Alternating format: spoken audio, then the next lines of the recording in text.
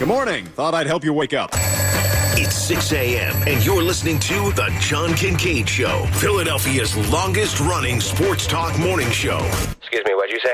On 97.5 The Fanatic, Philadelphia. Let the party begin! The show starts now.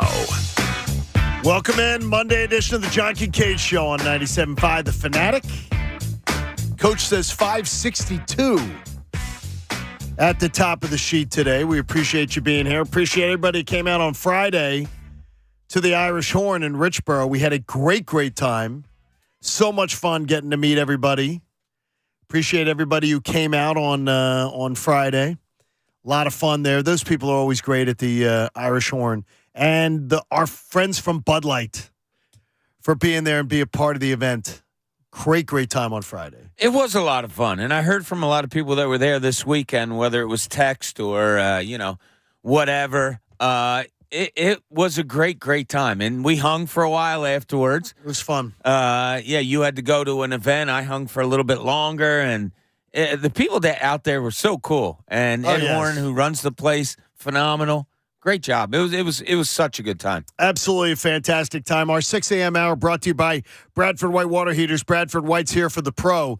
We were going to start with just celebrating our great 76ers weekend, and we will get into that in earnest throughout the course of the day today. But between the time of dinner time and this morning, C.J. Gardner-Johnson signs with the Detroit Lions. He may make $8 million. He will make reportedly 6.5. I'm dumbfounded.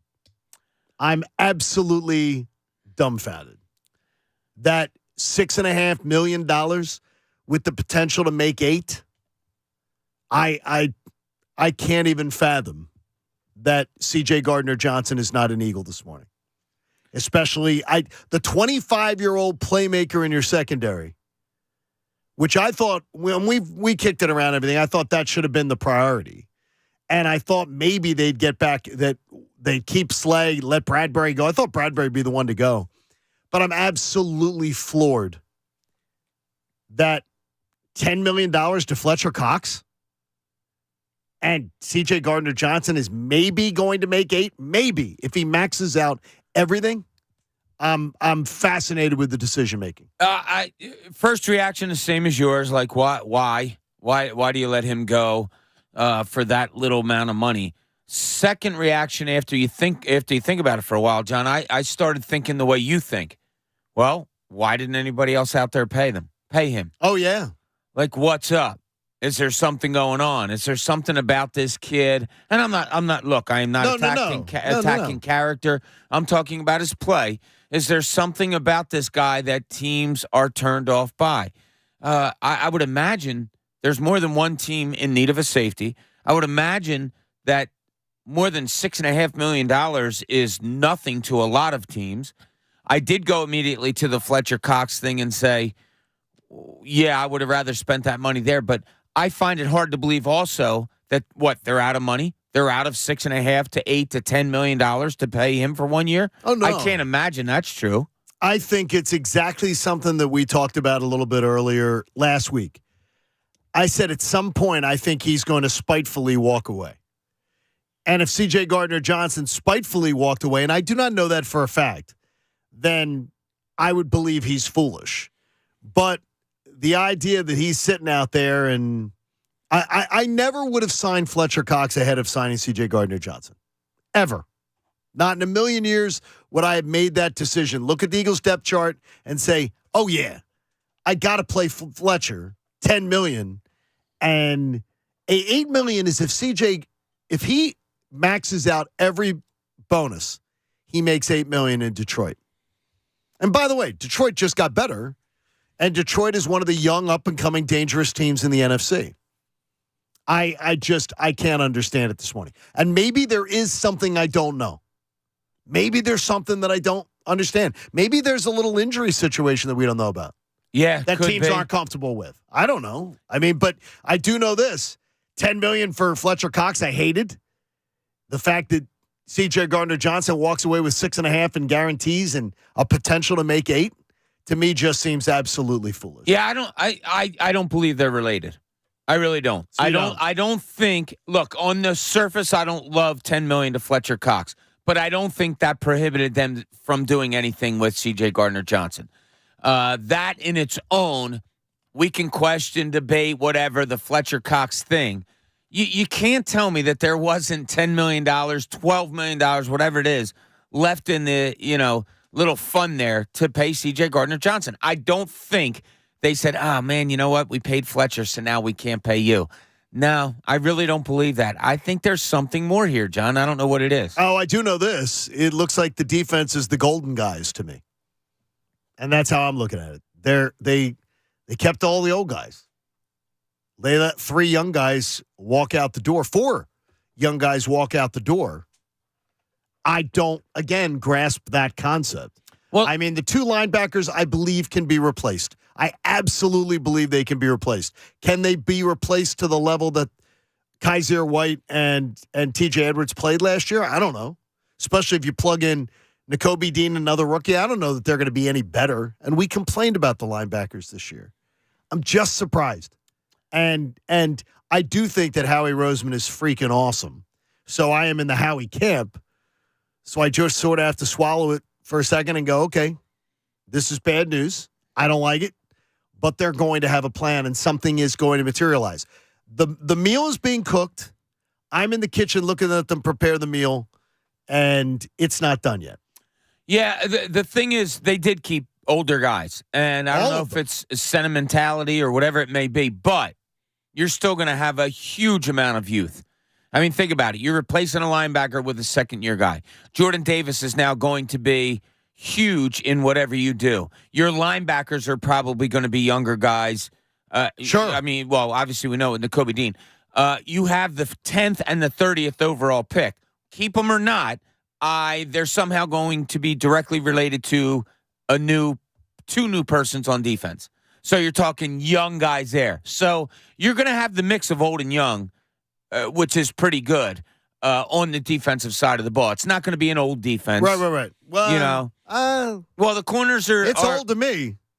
Okay, well, if you go your down, corners above plus 30 to start this year. That's old by NFL standards. Yeah, but you have Sweat and you have oh my God, Hassan Reddick, young. That's the stabilizing factor of your defense. You're going to have Jordan Davis in there. You're probably going to have another defensive either edge guy or tackle through the draft. Young. Your corners, yeah, okay. Did they play old last year? No, but they are a year older. And That's they declined in the second half. Now your safeties are either going to be young or you're going to sign somebody from somewhere, which I don't imagine will be old. So it's a good mix of young and older, mostly with younger guys, though, it's going to be. But unproven younger guys in the most cases. Patrick, how you feeling this morning about the moves of the weekend? Not great, Bob. Not great. No, it sucked to find out that he signed with Detroit, and then to find out the money. My first thought was, okay, they clearly just moved on.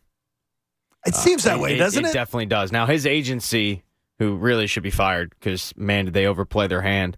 Jeff McClain tweeted out that the Eagles made an offer early in free agency.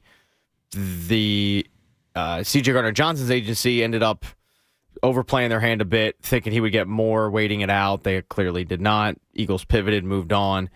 And his agency responded to that saying, well, and they kind of gave you the parameters of the Eagles' offer. It was a 3-year deal for $24 million, with the third year being $17 million. So the first 2 years were $3.5 million. That makes sense on the surface because at the time of the offer, the Eagles are probably pretty cap-strapped. But you would think if you were his agency, you would go back as soon as they restructured the Slade deal and try to work something out. Correct. It just seems like they might have just said, all right, we're good. And they may not have liked how he conducted himself. They may not have liked the throwing Jonathan Gannon under the bus, all the stuff on social media. They may not like it. The Eagles aren't that kind of organization, I don't think, that enjoys the business being conducted publicly. No, but they enjoy winning. And if he's the best safety you have out there to bring back to your team, I don't think they give a flying crap about what he says on Twitter. Here's the thing that kind of baffles me. Pat, you made a good point that probably in some point in time they said, okay, we're just going to move on. Why he's just picked up for 1 year at $6.5 million? I think I know that answer. It's crazy. I think he thinks, it's probably I'll get back at it, and next year I'll get that big payday. Okay, if he's not getting the big payday after the year he had this year, that something's up. Like, that's alarming. He had a phenomenal year. Yes, he suffered an injury, still led the league in interceptions, played phenomenal football for the Eagles, and this is the reward he gets? I'm sorry, but something's up. Hey, Bradford White Water Heaters are here for the pro. They bring you the 6 o'clock hour, the John Kincade Show on this Monday morning.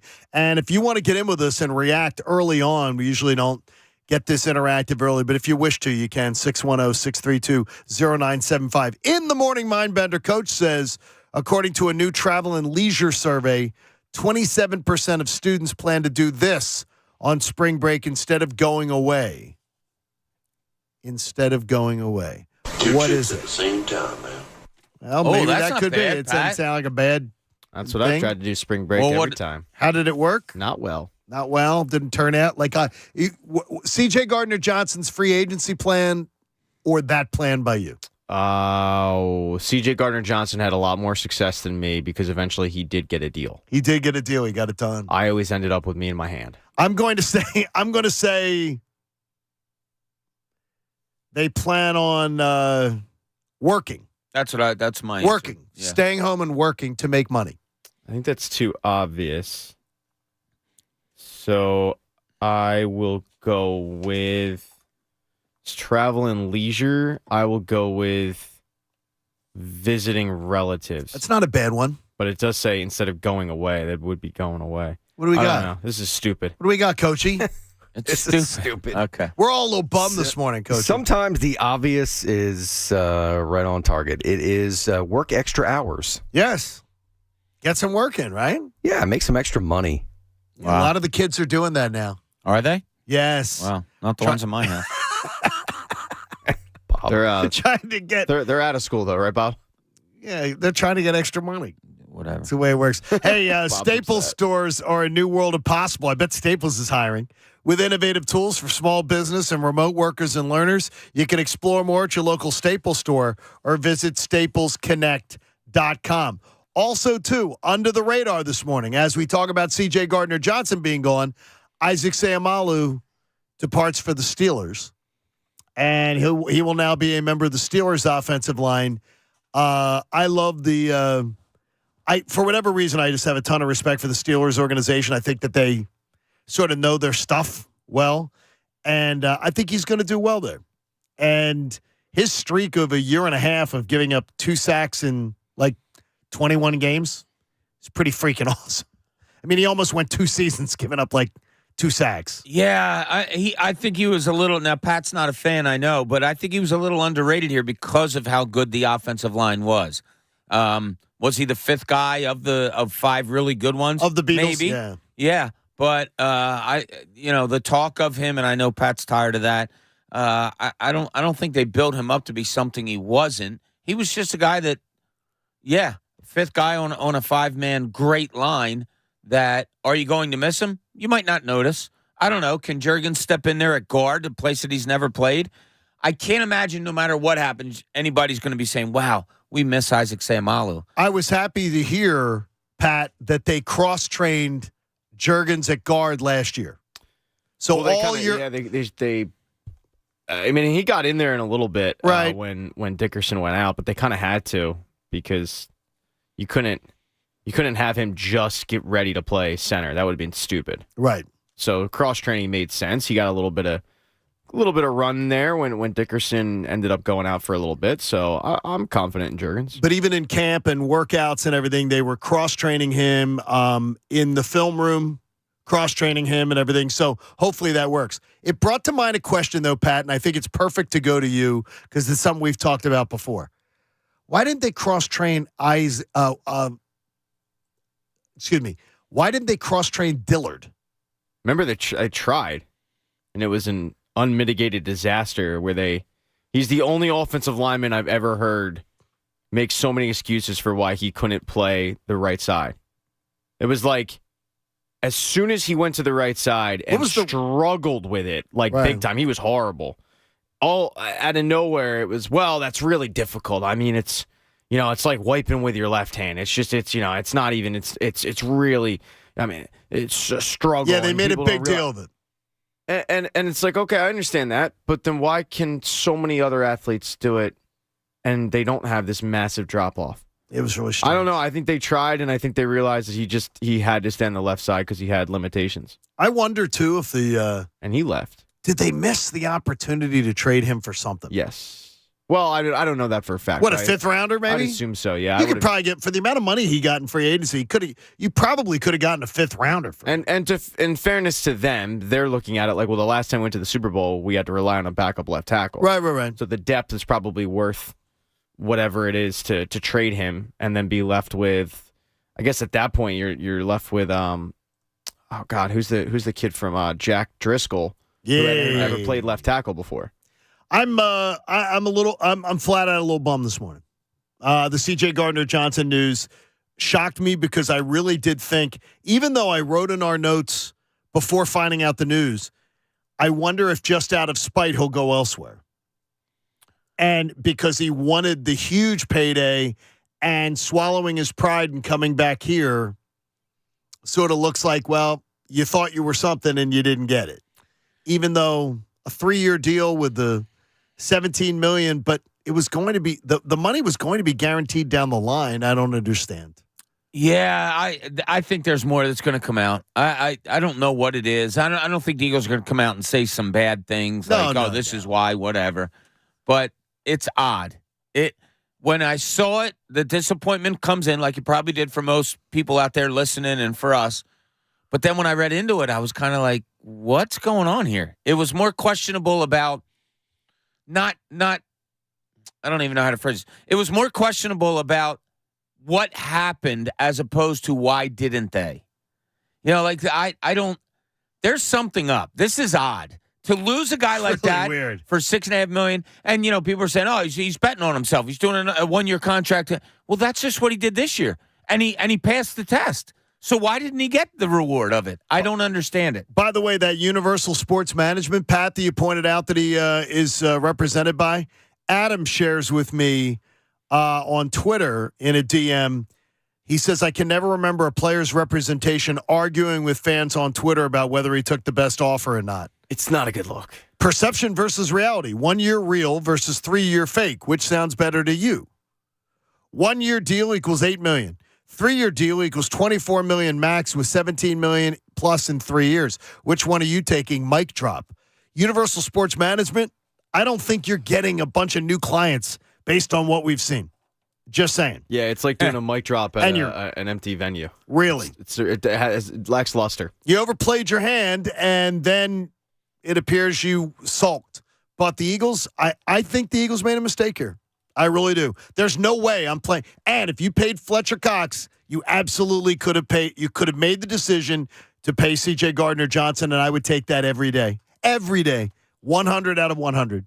Especially $10 million. And by the way, go read the New York Post. The Jets coverage. The idea that he was being offered more than $10 million by the Jets is very contested by people around that cover the Jets. It's like said, well, he turned down more money to stay here. There's nobody confirming that or even really finding that they can connect the dots that was absolutely true. Yeah, I really don't think there's a connection there. You're going to keep bringing up Fletcher Cox and CJ Gardner-Johnson. Yes. There's nothing there. I'm convinced of it. Okay. You think the $10 million they gave to Fletcher prohibited them from signing CJ Gardner-Johnson? I don't think so. Well, I really don't. I think it would have been done. Especially when he went off and signed for $6.5 million somewhere. I just don't. I don't know what the deal is. I don't think it's connected. Hey, come on in. If you want to join us, you can. 610-632-0975. One of the wildest NCAA tournaments I've ever seen. And it probably is the wildest. Plus, an incredible assault on the NBA by Joel Embiid continues. John Kincade Show on this Monday morning here on 97.5 The Fanatic. It's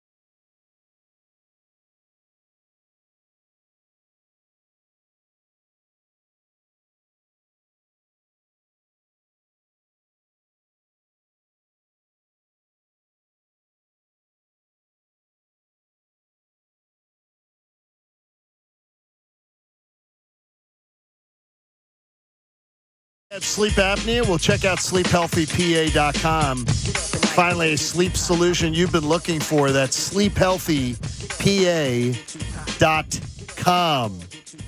So he started out with some news that broke overnight that wasn't very good. So let's get to the news that we thought we'd be starting with today, which is very, very good. As Joel Embiid continues to leave chalk body outlines on NBA courts all over the place. Sixers win their 8th in a row. And Bob's version of this team might be different, which he talked about right after Christmas, as we came back after the holidays, might be materializing right in front of our eyes because, Bob, this does 48-22. And by the way, Celtics have now lost that 23rd game. Don't say the improper use of control your own destiny, anybody. But absolutely, the Sixers got to be feeling really good. And this team is playing impressive basketball. And P.J. Tucker and James Harden take off Saturday night, and they still just dominate Indiana. That Indiana thing, though, in a year or two, maybe they got something cooking. But they're fun to watch. They score. So that's fun to watch. They're not a team playing bad basketball or mediocre basketball and scoring 90 points. So that's sort of fun. Yeah, but when you give up 141, that's not fun. That would drive me crazy as a coach. But the run that Joel Embiid is on in this team, they're 24-7 in their last 31. 35-10 since James Harden came back from that foot injury that he had. It's amazing. And the numbers are what they are. An offensive team, yeah, they've won 8 in a row or whatever it is. In those games, they've averaged 126 points. It's wild.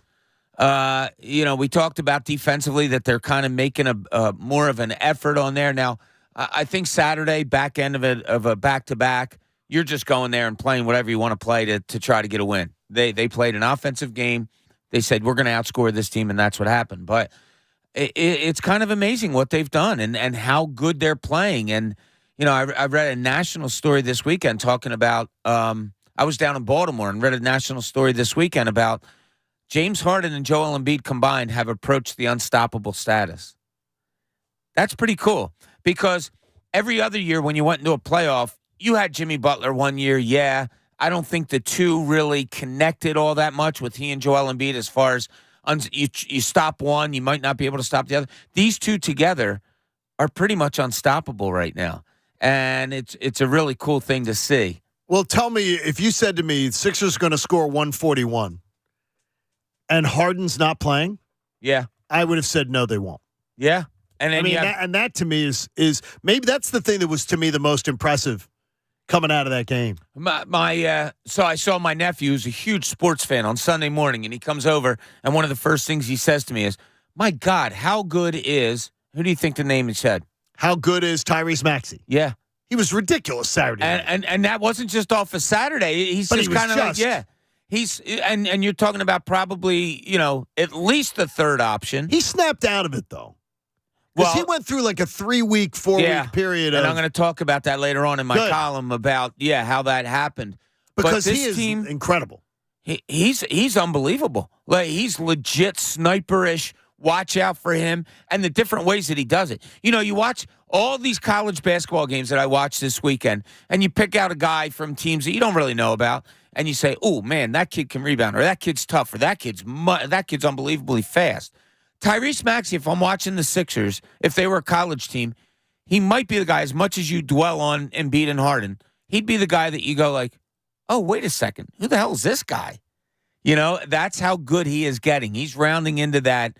Man, you got to try to stop him, too. And if other teams concentrate on stopping Harden and Embiid, Tyrese Maxey's in for a boatload of points come playoff time. I like the fact, Pat, that even with Harden out, it's clear Tyrese Maxey doesn't even have a conscience. He'll shoot from anywhere. And he's starting to feel it. He's starting to feel that great confidence and swagger. That was what you took the words out of my mouth. He's feeling it. He's got that confidence back that it seemed to elude him. I mean, the game that we went to a couple weeks ago, he looked like a guy that was scared to shoot for fear of missing. So he was giving up what normally he would take, and then he was just dishing out, and it was just his confidence was shot. Now it seems like he could shoot from the parking lot and make it. He looks like the guy that was taking over some playoff games last year, which is a great sign. I'm looking at you, Pat, and saying thank you. Why? What did I do?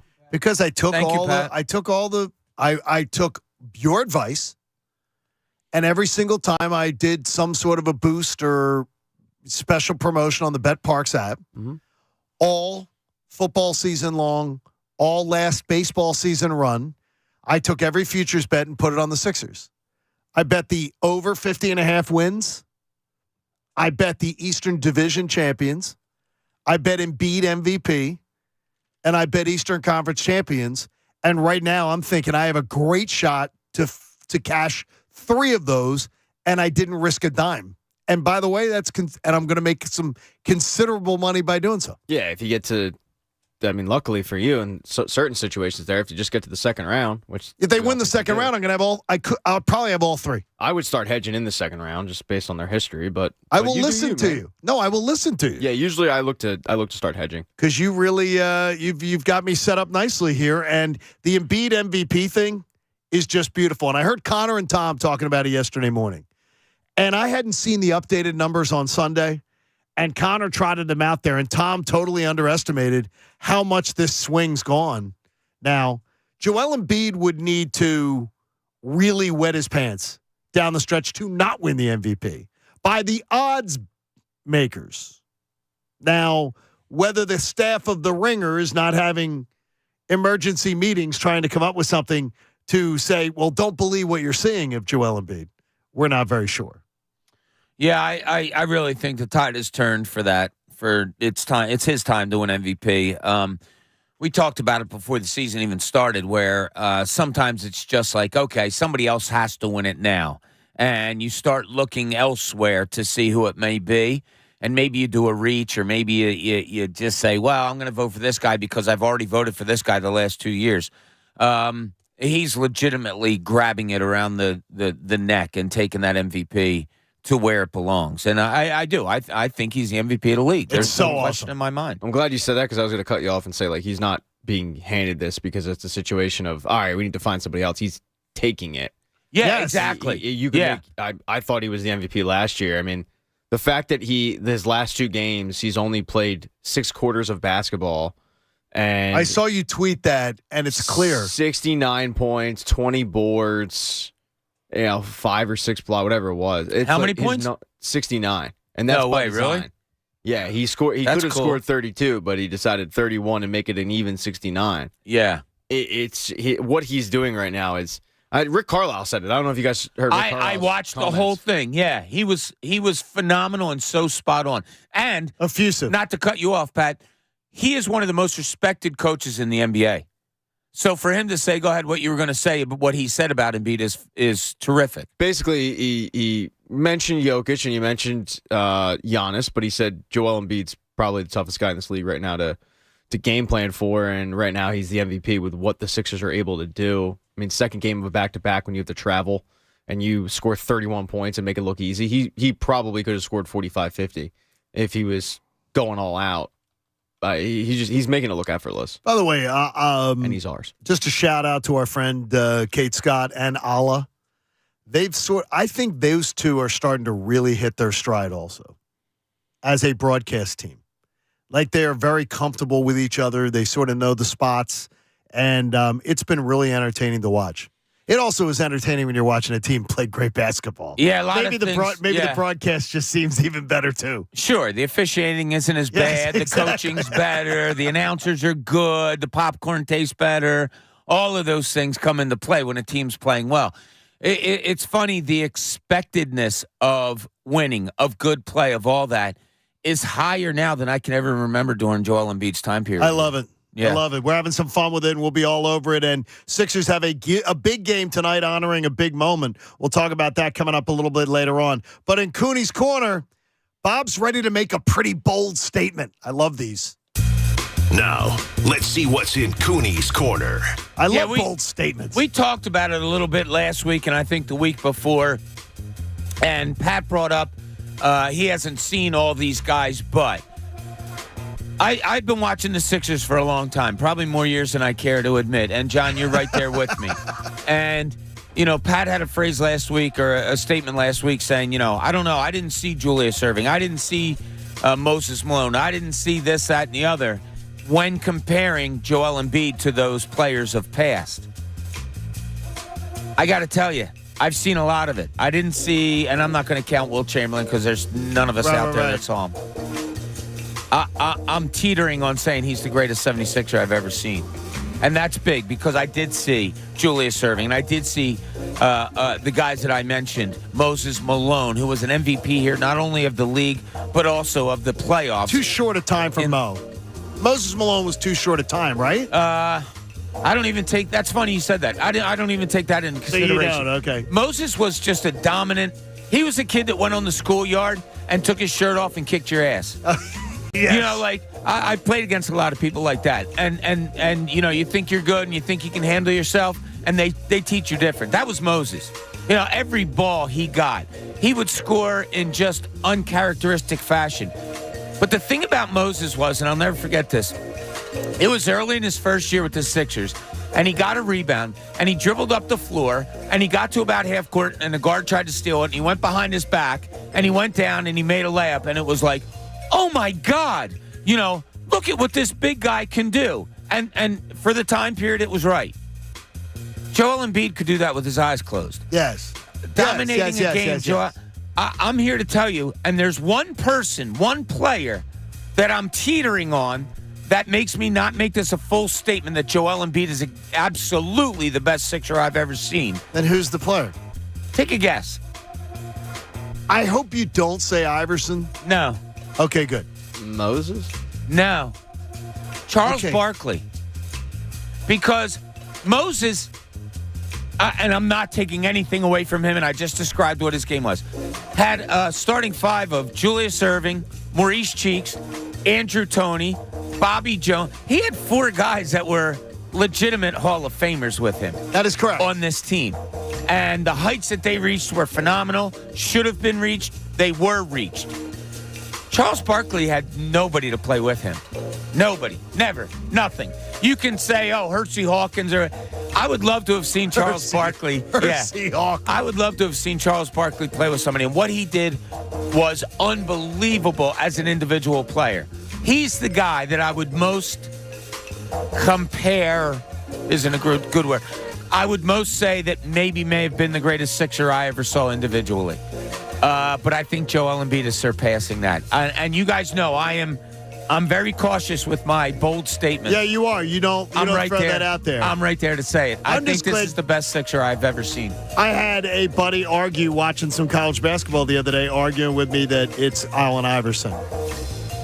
And I just said, I said, I can't argue this with you. I said, because I can't believe with your eyeballs you're saying that you believe Allen Iverson was a better Sixer than Joel Embiid. And his whole point was, look what Allen Iverson drugged to the NBA Finals. I said it was a completely different Eastern Conference, a completely different game in the NBA. I can't say. And I don't want to disrespect Allen. No, you don't. I mean, Allen Iverson was freaking awesome. Yeah. But I mean, please, I just can't even. There's one comparison that can be made between Iverson and Embiid, and it's the inability to be able to surround them with the proper talent because of the talent that they have. What is that, missed opportunity? I would say it was almost a missed puzzle piece that you couldn't find, or pieces. Iverson was very hard to surround with. You tried Jerry Stackhouse. You tried Larry Hughes. You tried different guys in order to surround him, and it took Larry Brown to say, you know what? Screw it. I'm just going to go with defensive players and find it. It was good enough to get him to a final, and Iverson carried them. But you've had the same problem with Joel Embiid in trying to surround him with people to get the ultimate goal. That's the comparison that you can most closely make, I think. There's no question in my mind now that Joel Embiid is. Yeah, I'm getting towards there. But I make more bold statements than you do. See, I've been to it. I thought it was really telling when Mark Jackson was on with us 2 weeks ago. And so, this dude might be, I think you said, the most talented big man ever. And he made mention of, look, I'm not saying this lightly. I knew when I said it I would get texts, and sure enough, I did.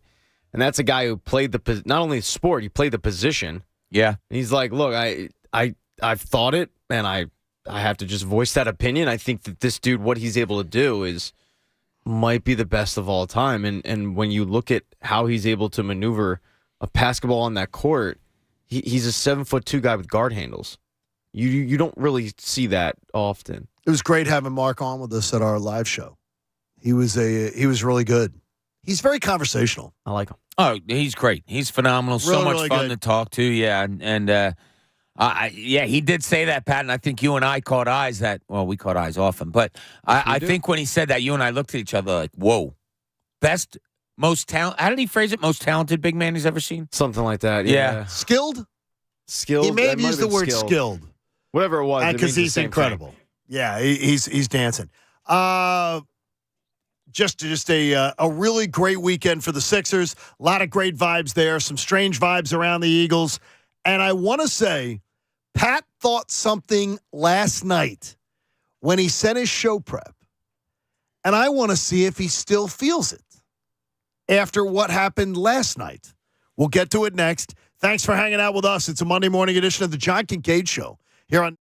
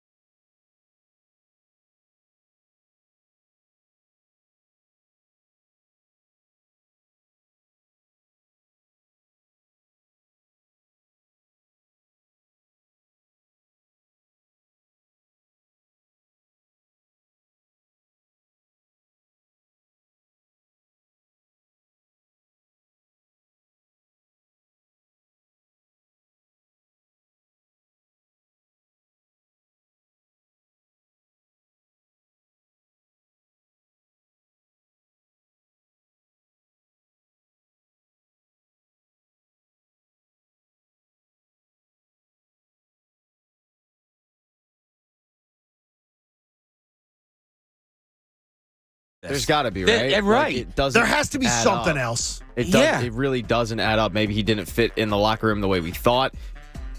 Maybe they just got turned off by the agency. Maybe they think that they can get that value somewhere else. Maybe. Maybe it says what John said. They didn't like his attitude, but something doesn't really add up for it when everybody wanted him back. But, they know better than we do because they literally had to work with him. It's easy for us to say. We didn't have to work with him. But if the reported numbers that his agency is throwing out on Twitter, I would absolutely play for like $6.5 million guaranteed in Detroit over $3.5 million guaranteed here. Sure. At 25 years old. Yeah, absolutely. $3 million in 1 year is guaranteed. That's life-changing money. That's life-altering money for his family and his future. And if that really is the offer that they got, then they really didn't want him as much as we maybe think they should have or could have. Yeah, maybe we're wrong in all this. Exactly. Well, maybe they didn't really want him that much. I don't know what it is. It's strange. Hey, JD joins us in North Wales. JD, good morning. You're on The Fanatic. Hey, good morning. How you doing? Good, buddy. I'm here to calm you down, John. All right. This is my. I don't think I'm very animated. Okay. I don't need to be. Okay, calm. no, I'm talking. About I'm serious. I'm joking. Yeah. All right. So this is the thing, right? So New Orleans got this guy, right? He was for whatever reason they couldn't get a contract hammered out.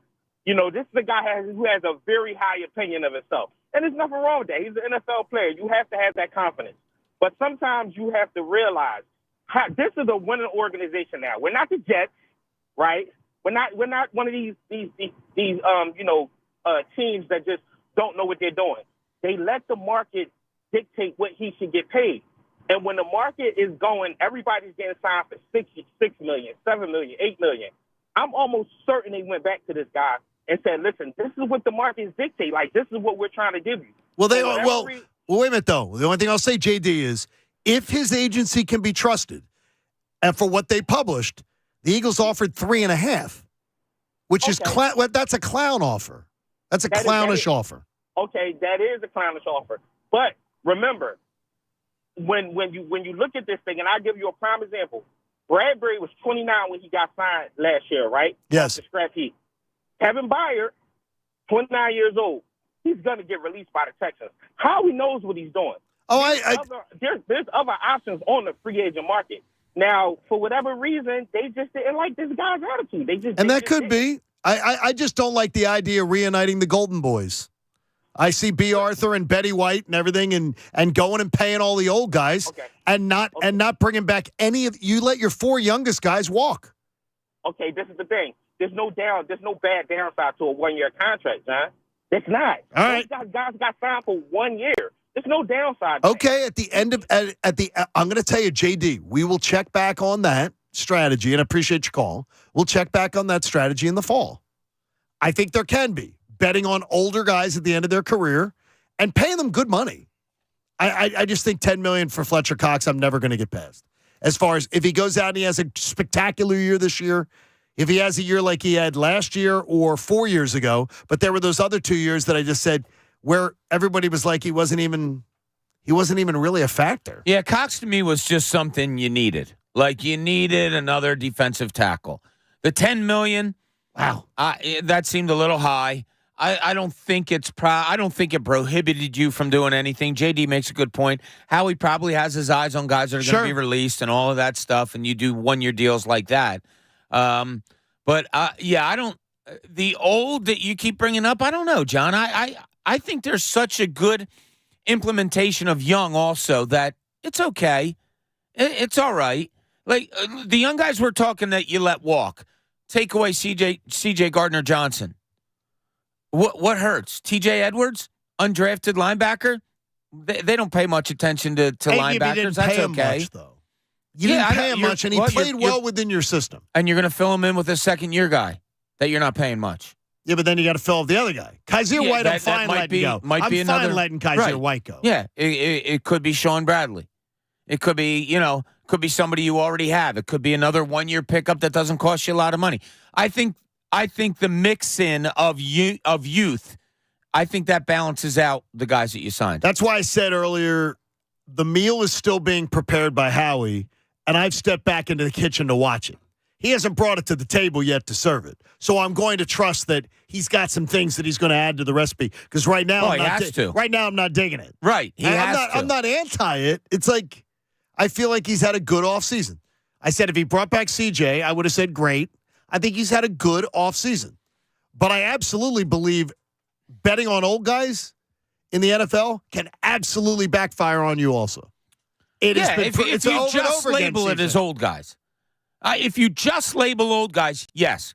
But you're talking about old guys in Brandon Graham, who had his best season ever. In Fletcher Cox, that had a resurgent season. In Darius Slay, who was one of the best corners in the league. In Bradbury, who was another one of the best corners in the league.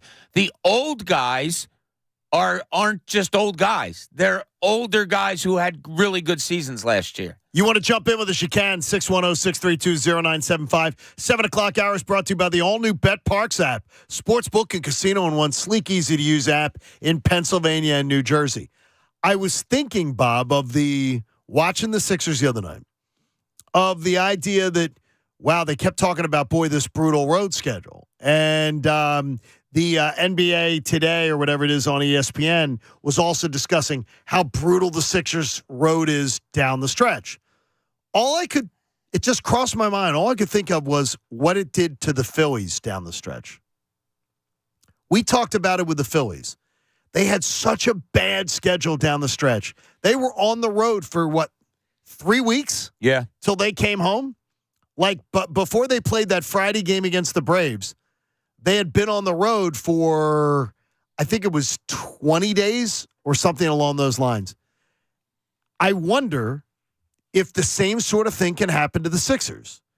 The whole Road Warrior Act that the Phillies put together to get, sort of inch their way into the playoffs, then dramatically win game one at St. Louis, then go on this tsunami roll. I wonder if we could see something like that with the Sixers, that this bonding and everything like that goes on the road benefits them and helps them moving forward. Yeah, it's interesting. I've heard both sides of it, how much players hate going on the road. And that's obvious, going from town to town and, having to sleep somewhere else all the time. I understand that. There is also a bonding thing, too. Some guys like to get away. Some guys like to just be together for 5, 6, 7 straight days. Be able to do one-on-one relationships. Like a James Harden, it wouldn't surprise me if he goes on the road and says, Tyrese, we're going out to dinner tonight. George, we're going out to dinner tonight. This, that, and I've seen it before. Elton Brand was phenomenal at just individualizing things to make the whole thing better.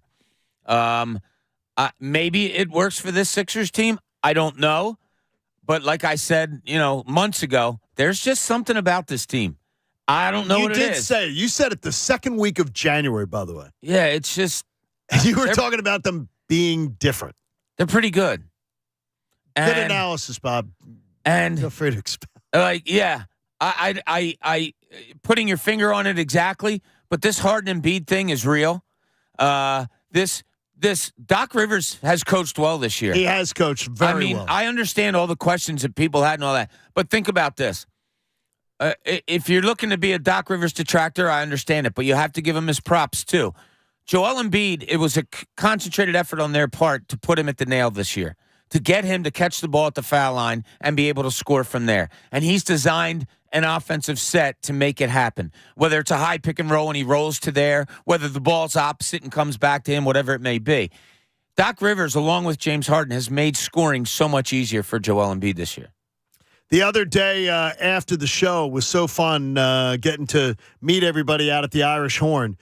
Joe and Sam had a chance to have an early morning. I usually will not have a pre-lunch beer, but Joe and Sam were there. We got to meet them over in the corner. Two of our listeners that hung out the other day. I wanted to thank them for some fine conversation, and it was a lot of fun. Pat, always a crowd favorite. His dancing always getting everybody just very, very excited. I'm just happy I don't get booed. No, you don't get booed. So that's a relief. And you like $7 you got thrown at you, like $7 in ones? Yeah, got a couple of dead presidents. Pam threw a couple at you. She did. She threw a couple of those $2 bills. Where were the rest of this scummy They were at the naughty girls. They were at the next place because they weren't going to be able to get there by 10. What do you mean the next place? Because they went to the There was only one place. Oh no, they went It was on the a Irish one. they went on a tour. They go on a St. Patty's Day tour where they go from spot to spot. So there's a whole new endeavor. That is You bad. don't get a nickname like the Scummy Sluts unless you're going from place to place. That's where he get it. Okay, here's doing a world tour. Andrew in Phoenixville is going to do something here. And we're going to go to him. That to me is the most predictable thing ever when something like this happens around the Eagles. People go from, we love C.J. Gardner-Johnson. He's the guy he's the priority. He's the guy, everything. To everybody being like, yeah, we're not going to miss him much. And Andrew, explain to me your point of view here. Good morning, gentlemen. Hey, buddy. Hey, Andrew. Had a good weekend. All right, so I know that Blankenship did really well last year as a backup, and filled the role pretty well. I mean, he had one interception, and he was able to cover pretty well. So I would like to see, and I know you guys talked about it a little bit last week, I would like to see him, be a full-time starter. And Reed Blankenship? Yeah. Andrew, I got to tell you, I have no idea what you're looking at. Reed Blankenship for C.J. Gardner-Johnson is a huge drop-off. Huge. Well, in athleticism alone, it is a huge drop-off. But it also may be a good scenario because if he has other players around him that can help him develop into a better player than he was last year, why not take that chance? And there could be maybe a safety in the 4th or 5th round pick for him. That's not going to be better, though, than C.J. Gardner-Johnson this year, correct? Can we say that with confidence? Yes, that is correct. So this team's trying to go to the Super Bowl. I understand that. But if other players that are more veteran players that can help Blankenship flourish and develop him into a better player, why not take that chance? See, I appreciate you, Andrew. I got to say, athletically, Bob, I just don't see it. I think Blankenship is a nice rotational piece. Yeah, Nice. I'd be lying if I said I could absolutely say whether he belongs in a starting lineup or not. I think your first reaction is probably correct. Athletically, there's he's a not reason he CJ. wasn't drafted. There's a reason he wasn't getting playing time on this Eagles team last year before the injuries happened. He did make a couple nice plays. I also saw him get beat more than once on double moves. No question. Sometimes he did come across the field and make some really nice plays hunting down the football. Seems to be like a all or nothing guy right now because when you're in that position as a backup and you're looking to make the big play. And if other teams really spot you and concentrate on you and know that you're looking to make the big play, well, they can also burn you pretty well too. He's got to prove to be the guy that can make the big plays and not get burned trying to make the big plays also. Pat, are you, the Ed Reed Blankenship thing, I know that you and Jamie love that. I don't think either one of you are looking at him, though, as a long-term. Nah. You have fun with it. Yes, that's the way we And look that's at it. the We have idea. fun with it. We can laugh about it because in that situation, you know who you actually do have as a starter. And as a backup, he's fine. If they go into the season and they like him, I'm not going to argue with them because a year ago I was sitting here going, you need to address safety because of Marcus Epps, and Marcus Epps proved to be a really good safety for him. So, as I sit here today, I don't look at Reed Blankenship as really an answer for them at safety. I think they're going to have to go out and get somebody else. Yeah, and two, I'm not, again, that's why I'm using the example. Michael asking me here on Twitter, could you explain your cooking analogy that you just made with Howie? I'm critical today, but as I said, I trust that Howie hasn't completed the meal yet. Of course he hasn't. Howie may go and make two moves between the draft day. He may make a trade. He may make a signing. And I go, okay, I trust that vision and I understand that's cool. But you can't wait to make that decision. He says to me, he goes, why don't you just wait to see the meals till the meal's completed to have an opinion? Well, as I told Michael, I have a radio show to do today. Yeah. And you're reacting to the show today. Yeah. And yes, I'm giving you the rationale. I absolutely believe that I could be shaking pom-poms for Howie Roseman in a month, 2 months, and say, Howie he played this perfectly. It works out great. Yeah, we could. I mean, right now you don't really have two starting safeties. Right now you don't have two starting. You have one starting linebacker. You maybe. Yeah, an unknown starting for a linebacker. You don't have another one. Your defensive line is thin, to say the least, and you're counting on two guys that you signed that are upwards of 35 years old. Yeah, there's a lot of things going on. Look, you can say it, John. You see the lobster, how they're going to prepare it and stuff still has to be seen. Hey, you want to get in with us? You can. 610-632-0975. John Kincade Show on a Monday morning with you here on 97.5 The Fanatic.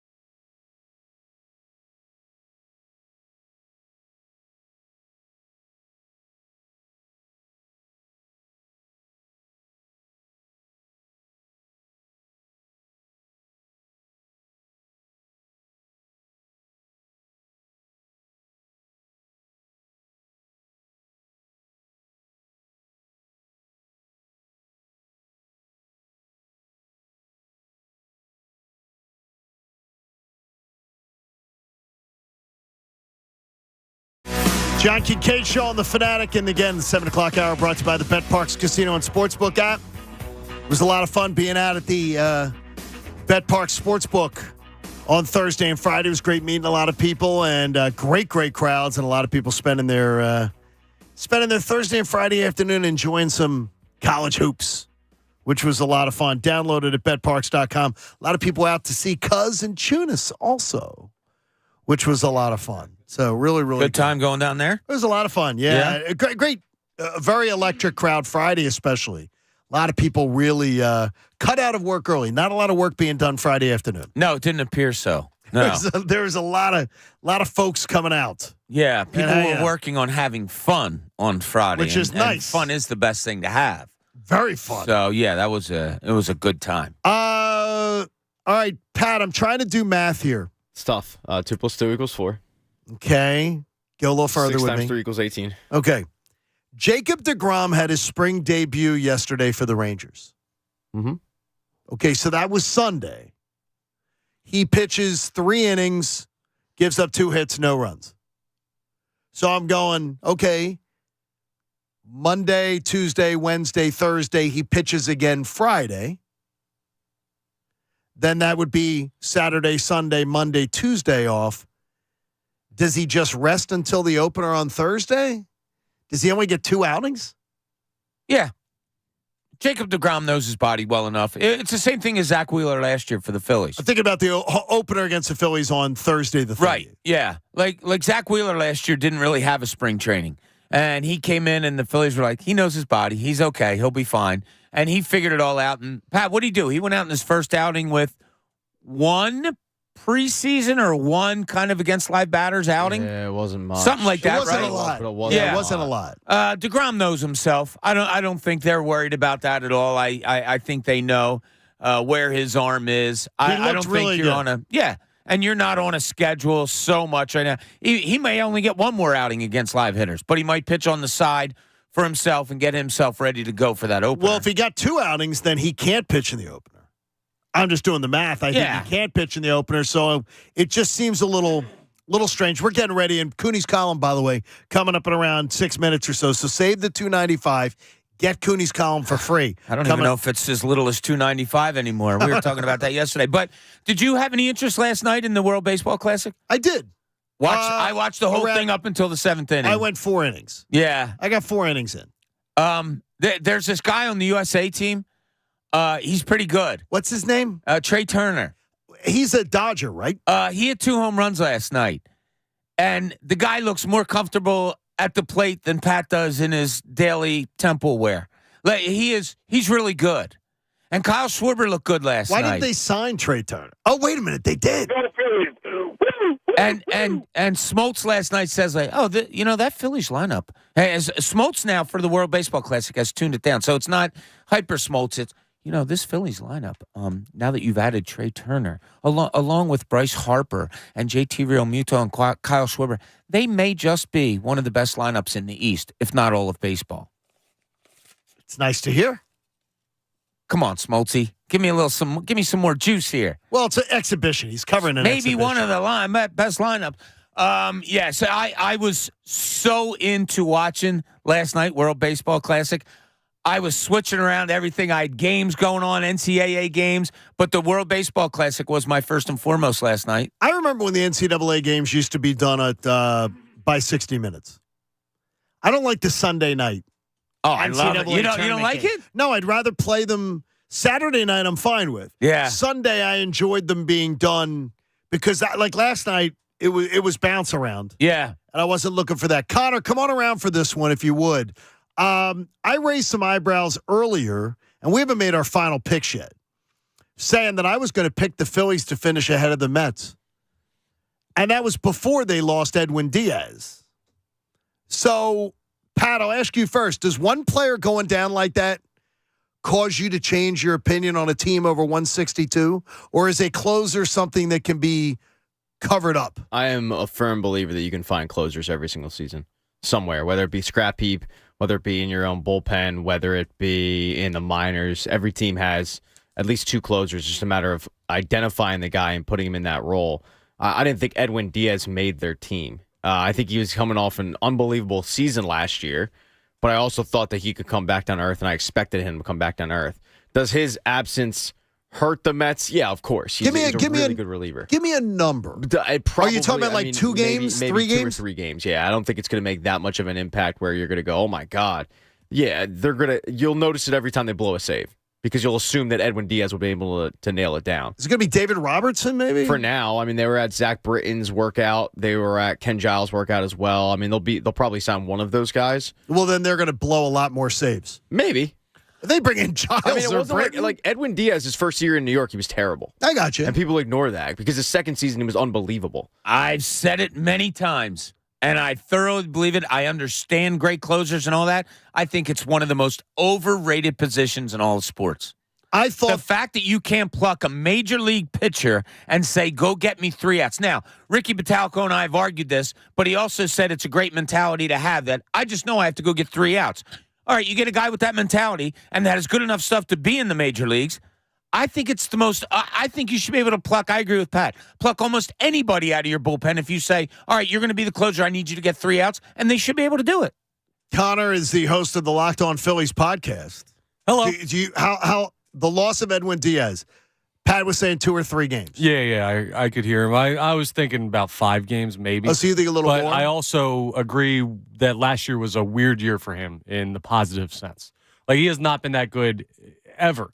So was that his Brad Lidge year? And is he back down to earth? I guess we'll find out next season because they don't see him this year. But even going and saying he'll be the same guy he was last year, like 5 games tops. It's not that huge of a difference. Well, now, 5 years is, I think 5 games is going to be the difference between I thought the Phillies were going to finish ahead of the Mets beforehand. Yeah. I think 5 games, I'm almost thinking that's absolutely true now. Like, I'm not confident that it's going to be razor thin. Yeah, the Phillies are better. It just depends who they end up with as their closer. The good news for them is David Robertson would never get hurt celebrating anything.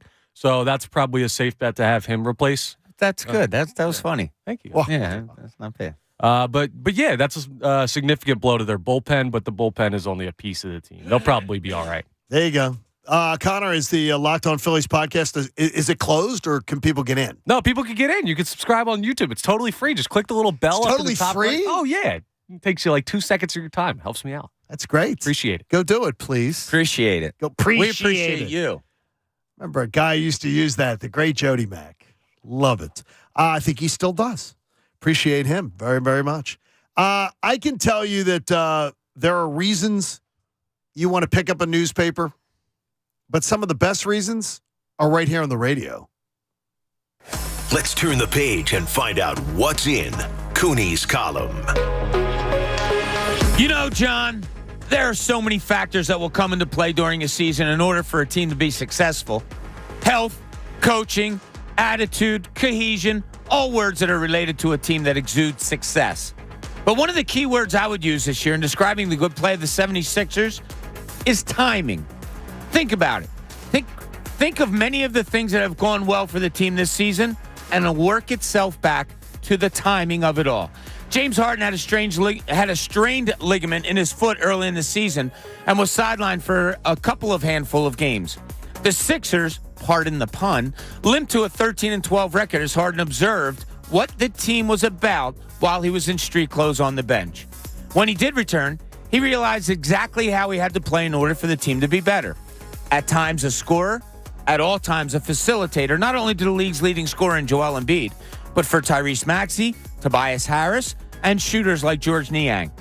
And speaking of Maxey, his play was living up to the high expectations early in the season before he fractured a bone in his foot that caused him to miss more than a month of the season. When he came back, the rust was visible. A probable and expected slump followed. An extraction from the starting lineup wasn't due to punishment, but more of an exercise in finding out how the third-year guard would handle it. The timing of it all? Perfect. The team added a long wing defender midseason in Jalen McDaniels when a long athletic wing defender was sorely needed.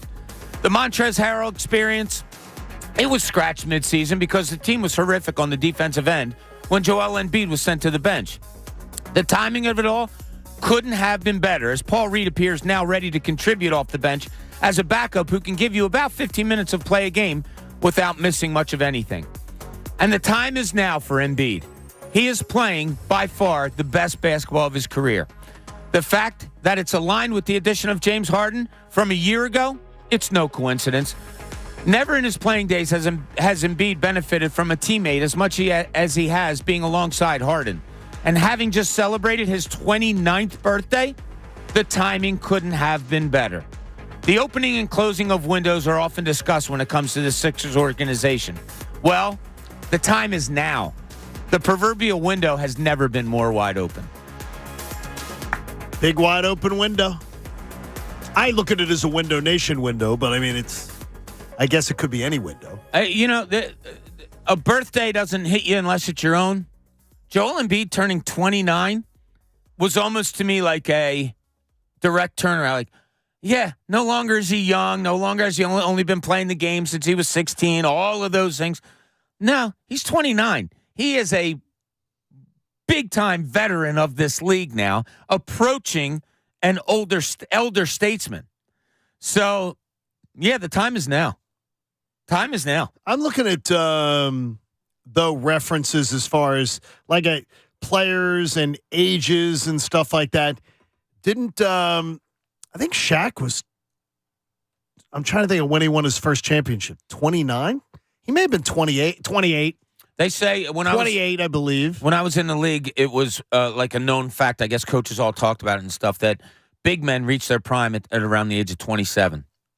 Yeah, I think his first title was probably 28. Yeah, so and that's an incredible number. Yeah, it just seems not that it catches up to you like, oh my God, that happened fast. But Joel Embiid's 29 years old now. No, it does.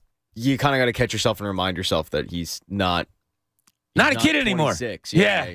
And I think part of it is because he missed his first 2 years. So you assume he's coming out of college as, a first-year player or whatever, and then you've only watched him for 6-7 years or whatever. So you're like, oh, he's probably 27. No, the missing the first 2 years, it bumps it up quite a bit. Like by 2 years. So you good go math. 27 to 29. It's good math on your part. That's what I bring to the table. You really Good do. job, Pat. Amazing that I was only a C student. He's 28.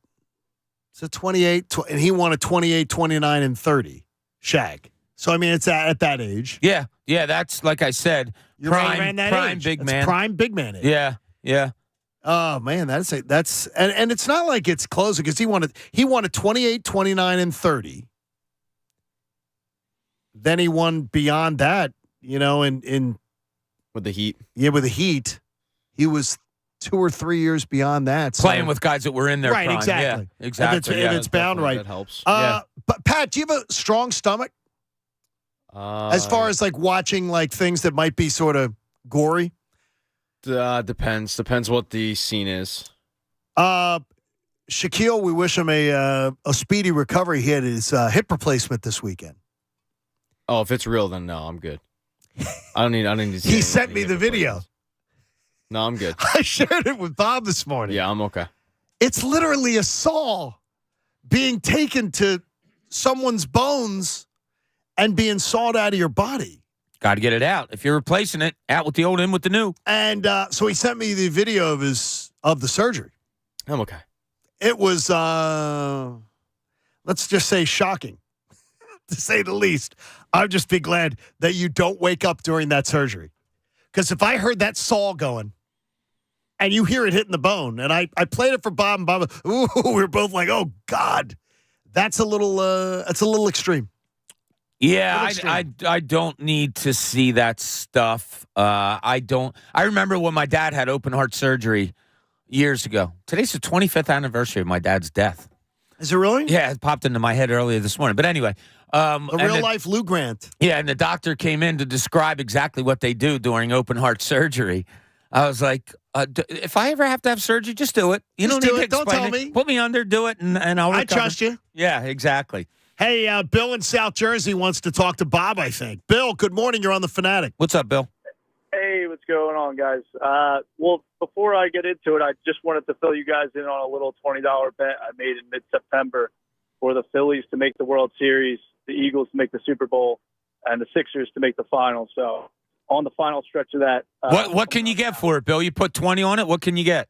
$10,000. That's awesome. Oh my dude. gosh! Oh, I'm rooting for you big time. Yeah, it's beautiful. It's funny. My buddy actually followed up and put 50 down, and his was 25,000 payout, but he cashed out early like a bum. What do you get? I think he got like 4,000 or 5,000. Okay, that's not bad. I mean, No, that's real good. on the bet, Yeah. it's not bad. I wish you would wrote it out with me though. What if the Sixers win their second round series and go to the Eastern Conference Finals? You're going to get that offer to be able to cash out. Are you going to consider cashing out? Yeah, most definitely. Good. I think I will at that point. You should. I mean, don't just gamble at all and walk away with nothing. Exactly. Yeah, no, definitely at that point I probably will. Right now the payout's like $1,500, so I was like, I'll ride. Wait it out. ride with You're that the man. for a little bit. That sounds But fun. listen, I wanted to get into the bullpen opinion that Bob had. Bob, I love you, but every MLB pitcher has a mentality to go out there and get 3 outs. And I think if there's any fan base that can relate to how much it's easier said than done to say, go out there, find a closer. It's us over the past 4 or 5 years. You look at Hector Neris, the guy has so much skill, and his mentality was always to go out there and get 3 outs. Did he do that always? No, absolutely not. So, I think it's a lot easier said than done for the Mets to actually find a guy to fill that spot. Yeah, here's Thank you, hoping, buddy. right? Thanks, Bo. Here's hoping it's hard for them. I'm not downgrading the closer position. And Bill's right. It hasn't been a long time since the Phillies they had a horrible bullpen. I just think if you designate a guy and if you have enough luxury to give him time to figure it out, I just think it's something that many major league pitchers could do. I think the Mets are going to really miss him. I think it's going to be a problem. I don't know. I thought last year was an anomaly for him. I agree with you. I think that absolutely was an anomaly. I do. I remember wondering the same thing. Like, what's the difference in being a closer? I mean, it's still 3 outs, and I remember hearing a former closer talk about it. I forget who it was, but they basically said the mentality of the hitter changes because the hitter knows this is it. This is my final at bat. So they're no longer willing to kind of be patient at the plate. If something is in the zone, That's not a bad point, right? They're not hacking necessarily, but they're more aggressive at the plate than they would be in the 7th and the 8th inning or Right. the 6th inning. And some pitchers struggle to change and adapt to that. And so the 9th inning is different. It's not just as simple as going out and getting 3 outs, but it does take a certain mentality from the pitcher. And every bullpen does have that guy. And further back in kind of my point, not to say I'm right, that's just my feeling on it. But Ricky said, and Pat, I don't know how you feel on what I said about finding a closer, but Ricky said to us not too long ago, once you know your role, once I knew, this is Ricky, that I had to go out and get 3 outs, that's it. It made my life easier as a pitcher. Pat, do you think it's kind of overrated, the closer role, in that trying to find one is as hard as so many people think? I think it's overrated in finding one. I mean, finding a really, really good one and all that crap. Sure. Right. But every year there's going to be at least 5, if not more, closers that end up popping up in a team's bullpen. They're the primary closer, and they were found from the scrap heap. Whether it be waiver claim, whether it be invite to spring training or something, it wasn't a solidified going into the season that was the closer. But this guy will end up popping up out of nowhere and having a really good season. Ian Kennedy did it for the Texas Rangers a couple years ago. He got traded to the Phillies. So, and I think he's back to being their closer. So I do think having a role absolutely helps. These guys are they're creatures of habit. And not knowing your role, that was my big problem with the Phillies for years, is nobody knew what the hell their role was in that bullpen. Yeah, now, I think some people are getting confused as to what I'm saying. I'm not downplaying the closer role. No, I don't think you are either. It's a great luxury to have a really good closer. I just think that it's easier to find one than is made out to be. The Mets didn't find one, though, for years, and it kept them out of the postseason. It was cool. Yeah. So to me, that's what I'm saying. It's like if it was the. Hey, I could be wrong on this. Hey, it's just always been my feeling. Yeah, like I always thought if you looked at somebody, you give me 9 pitchers that are relievers, and I look at their stuff and I say, okay, you're going to be the closer. I have a feeling that guy's probably going to succeed.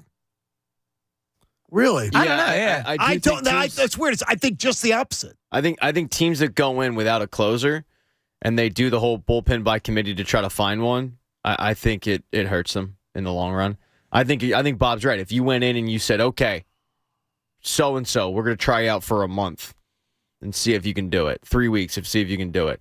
And you don't tell them we're going to try you out for 3 weeks. You say, hey, you're the closer. I think that goes a longer way than a guy who shows up to work not knowing if he's pitching the 8th or pitching the 9th. Right. So Daniel Miller says, wow, Bob and Pat, I love you both, but how are you forgetting just 2 and 3 years ago how the closer and bullpen cost the Phillies playoffs? I think 2 years in a row. Yeah. The closer cost the Phillies the playoffs. But they didn't have, to our point, they didn't have a solidified role. Exactly. Yeah, that's what I'm saying. I mean, it was like... Who should they have used, Pat? I don't know. I'd have to go look back and look at those rosters, because those rosters were so gross. They were. I mean, I try not to remember that bullpen. Now, Daniel, you make a good point, though. Painful. Great analysis on your part. It was so painful. I mean, to hear Tom. There you go. As soon as you brought this topic up, I thought of Tommy Hunter just saying, sorry, it wasn't good enough. Oh, boy. Screw that guy. Oh, boy. Yeah. Screw him. There was a very provocative piece in the local newspaper regarding the Flyers. Provocative and Flyers? It was provocative. Did it get you going?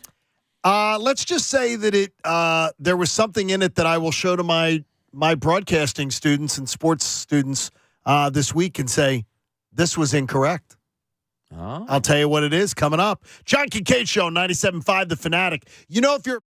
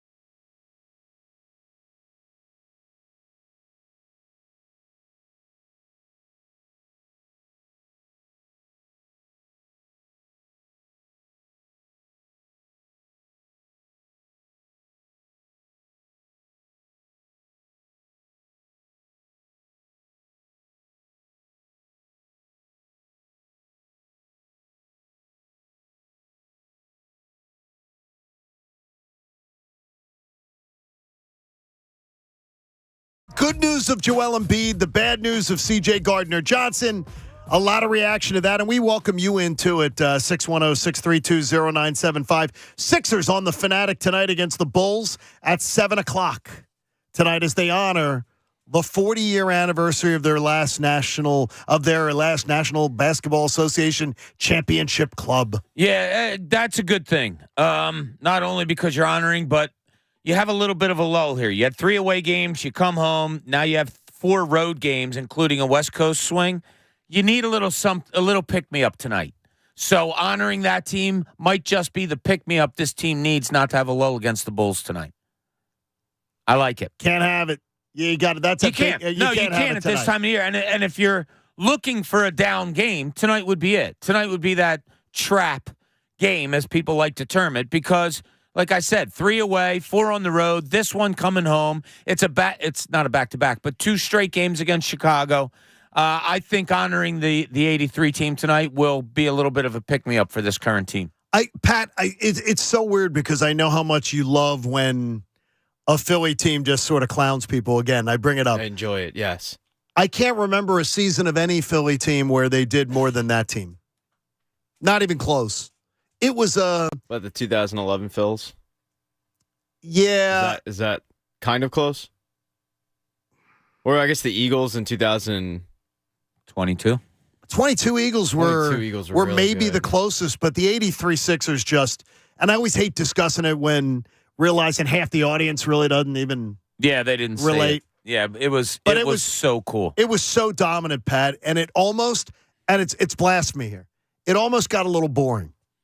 The way that they were just crushing people. It's a different. So I think the mentality of a Sixers fan right now is just get me to the playoffs just to see them in the second round matchup, whoever it's against.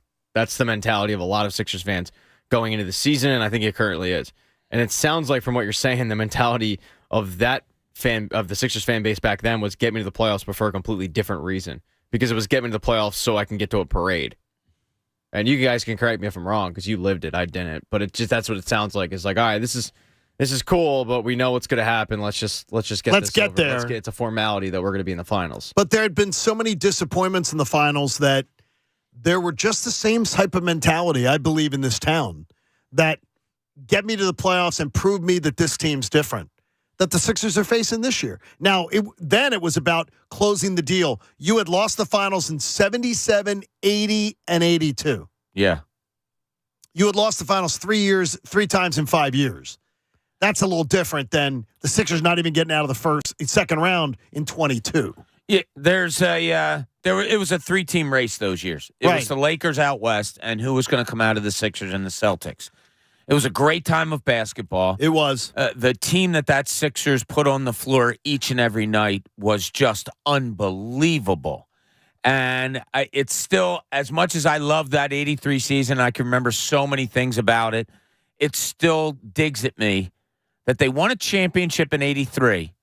They drafted Charles Barkley a year later, and they still didn't win another championship. They lost was it a best of 3 or a best of 5 to New Jersey? To the Nets, yeah. I remember was it best of 3 or 5? I think it was best of 5. Mike Jaminski they had at home. Top 10 picks in that draft. It was incredible. Is insane to me. Yeah. And then it didn't work out, which is just crazy. It did not, but you said something there, Bob, though, that piqued my interest. You said it was a time of really good basketball, but you said it right after saying basically it was a 3-team race every single season.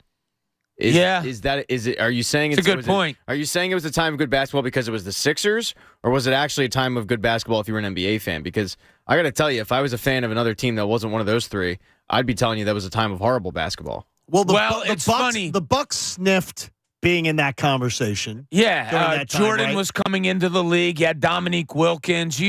It was such a star-studded league. It was amazing. And in those 3 teams, Pat, I would say you probably have, just talking about 3 teams, we're talking about 15 starters.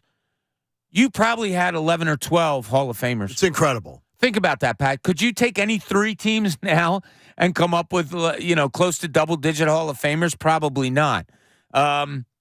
That's just wild to me that the Lakers had Kareem Abdul-Jabbar and Magic Johnson and James Worthy and, all of those guys. And then you have the Celtics with McHale and Parrish and Bird and And, it was just unbelievable. It was an unbelievable time of basketball, yeah. Hey, save on salmon at Whole Foods Market. Sustainable, wild-caught, tropical, marinated, and plain sockeye salmon fillets are 25% off with Prime through March 21st. That is tomorrow. While supplies last, shop in-store or online. Terms do apply. Coach was just talking this morning about picking up some sockeye salmon fillets. He's a sockeye guy. Now you got to do I could see him being a sockeye guy. Now you got to do it. Side eye. Coach, you going to get some? I didn't know you were going to chime in. 45 minutes to say something, Coach. Let's go. Didn't want to talk over top of you guys. You put some of that in the air fryer. A little Old Bay seasoning on top. What do you? Does it have a little olive oil or something? Yeah, sure. Why not? You could put a little olive oil on there. Put whatever you want on it. Wouldn't it dry out? Because I'm thinking drying out the fish. Nah. I'll tell you what. I haven't. This is what is most surprising to me about the air fryer. It doesn't dry things out that bad. Right. Yeah, it's pretty good that way in holding in the moisture. Hey, I'd like to thank every single week. I try to give my students an example in class of something where I go, this is where I think journalism sometimes wanders, sports journalism, whether it's in print, whether it's on the radio or otherwise, things I'm not comfortable with. Well, Marcus Hayes is a fine columnist for the Philadelphia Inquirer. And he wrote a piece on Saturday for the Inquirer about the Flyers and their recent struggles. And he talked about, and I would like to thank Marcus for properly attributing our interview on Friday morning and even taking some quotes from it. So I appreciate Marcus doing that because there's a lot of people that don't do that. A lot of writers will say, on a local radio station or something. And I appreciate him doing the right thing. But one thing I didn't like is this. So here is what Danny Briere said when he was asked about if he would be referencing the opinions of Bobby Clark, Bill Barber, and Paul Holmgren in the future. Here is what he said. I don't know at this point. I'm not sure. We'll see moving forward with what happens there. Okay, that was what he said. Here's how, before that quote was put in the piece, that Marcus wrote it.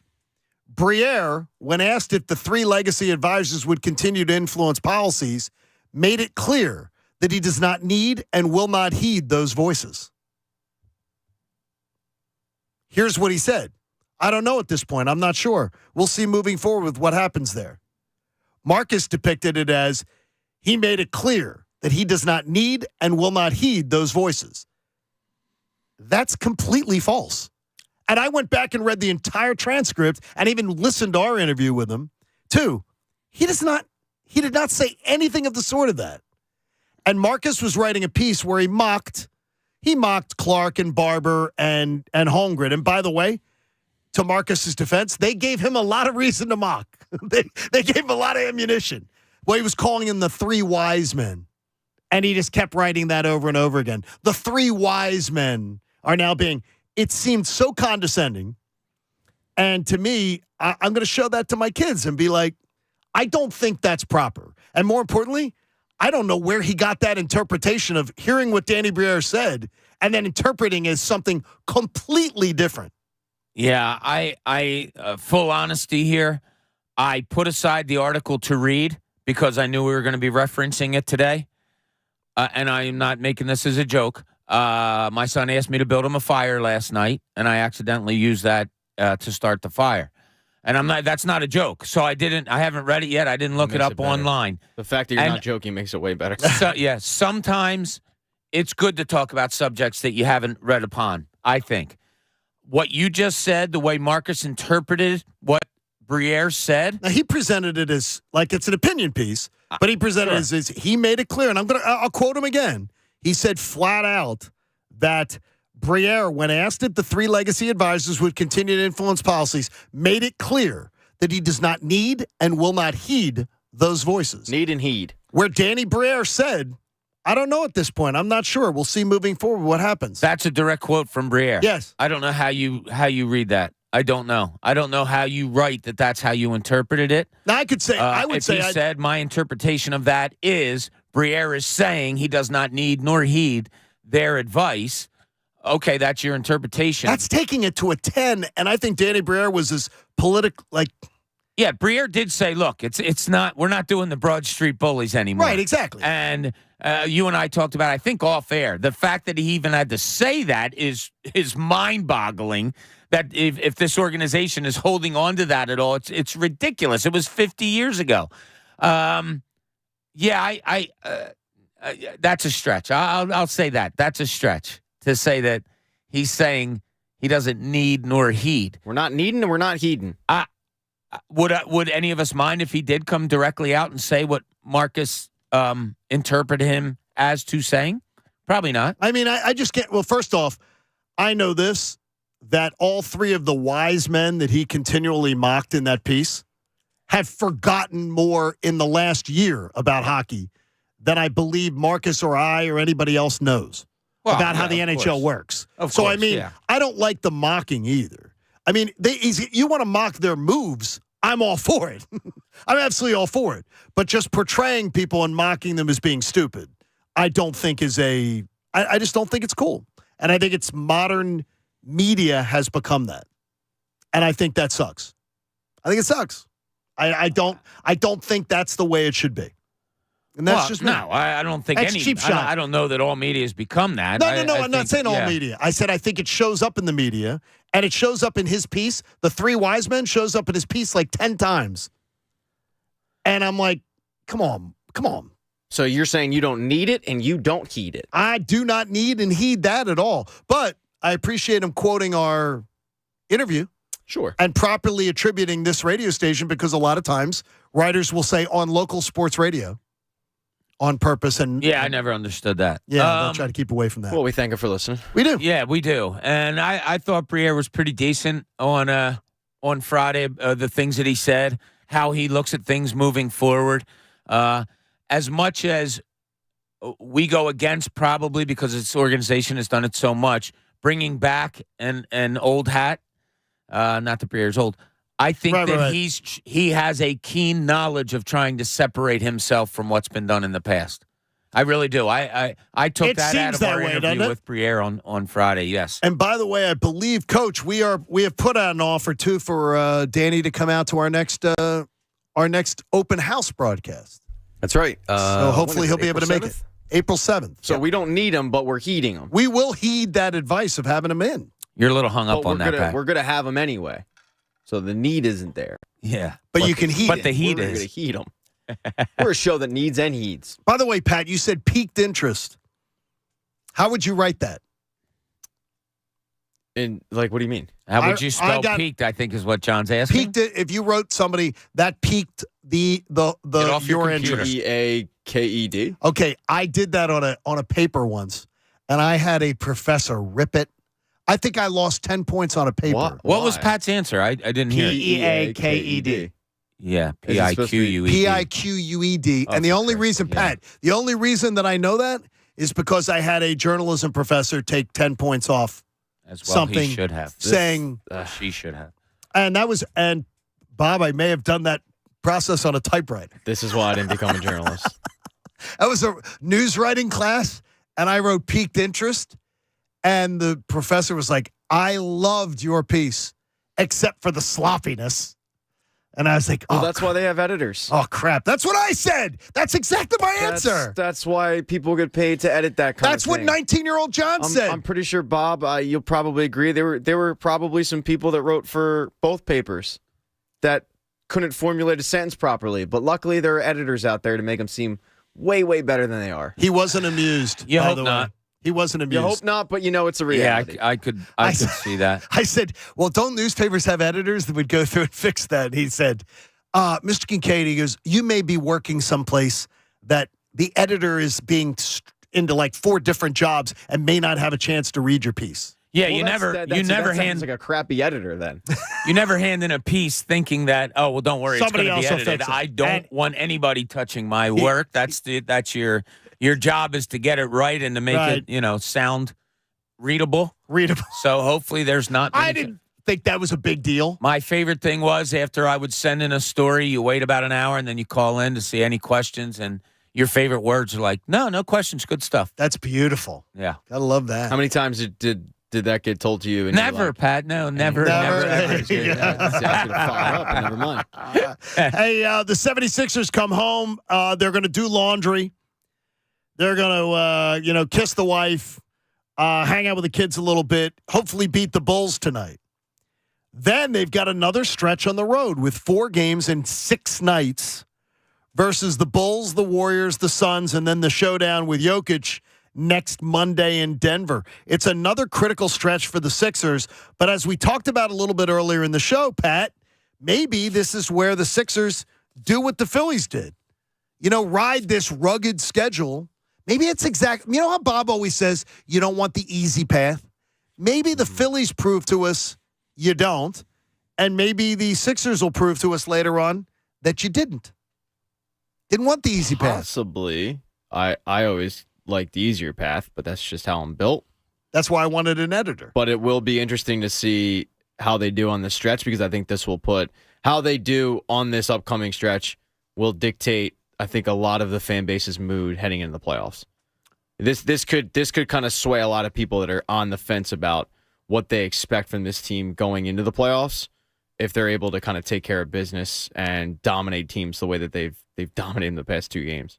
Yeah, I it's a little too much for me down the end. I understand what you're saying. I've been a proponent of it, John, about getting away sometimes is good for you and all that stuff. Okay, taking a vacation is great too, but if I take it every week, it's not a vacation anymore. It's a way of life. This is becoming too much of a way of life for me with the Sixers right now. Now, they'll finish the season having 4 home games in their last 7, and the last couple of games might not matter. You might be secure They're in on the where road, you're though. going to be. Well, 4 of the 7 are home. Right. Last, and a couple of them might not matter. Yeah, you have to squeeze out one last road trip out of this tube. And hopefully they can. They've gotten themselves to the number 2 seed now. I mean, right now, the Celtics waking up Sunday morning to, Celtics lost that game. Yeah, that was cool. Way to go. Thank you, Utah. Yeah. Thank you, Utah. And again, all you track right now is the loss column. But remember, you can't tie the Celtics and advance. You need to be 1 loss better than the Celtics. So right now you are. So if you just hold serve, you're going to be fine. And remember, these 2 teams meet one more time, April the 4th, here in Philly. So you've got one more time where you're going to play the Celtics, and you play them head-to-head here in Philadelphia, which will help. That could help you a little bit. But these games against Chicago, like a home-and-home with Chicago here, you can't lose either one of them. Not if you're talking about beating out Boston for this, because Boston's schedule is about to get a little bit easier. They got Sacramento, by the way, tomorrow night on the road. Yeah. It's not an easy contest at all. So, opportunity there. Yeah, they have a pretty good schedule coming down. Here's how I looked at it. So, the Sixers host Boston. After that, they have 3 more games remaining. Should the Sixers beat Boston, depending on what plays out up to that, I'm hoping that's their last meaningful game of the regular season. Well, Boston has 3 home games to end the year. Yeah. Sixers have 1 game with Miami at home and then 2 on the road last weekend, Friday and Sunday, at Atlanta and at Brooklyn. And those are 2 teams that may very well be fighting for a playoff spot or a home game, whatever it may be. So, yeah, as I said before, you can't anticipate that you're going to take any time off. You got to ride this like it's the playoffs now and hopefully get that number 2 seed, hopefully hold on to it, because if you do get Boston, you want to have 4 games at home if you need it. It's a really good time. I'd rather be the Sixers than anybody else with the way they're playing basketball right now. Oh, the way they're playing is fantastic. I don't care home or away. And this is like, here's my statement. With the way the Sixers are playing right now, I don't care about anybody else. I don't care about home and away games.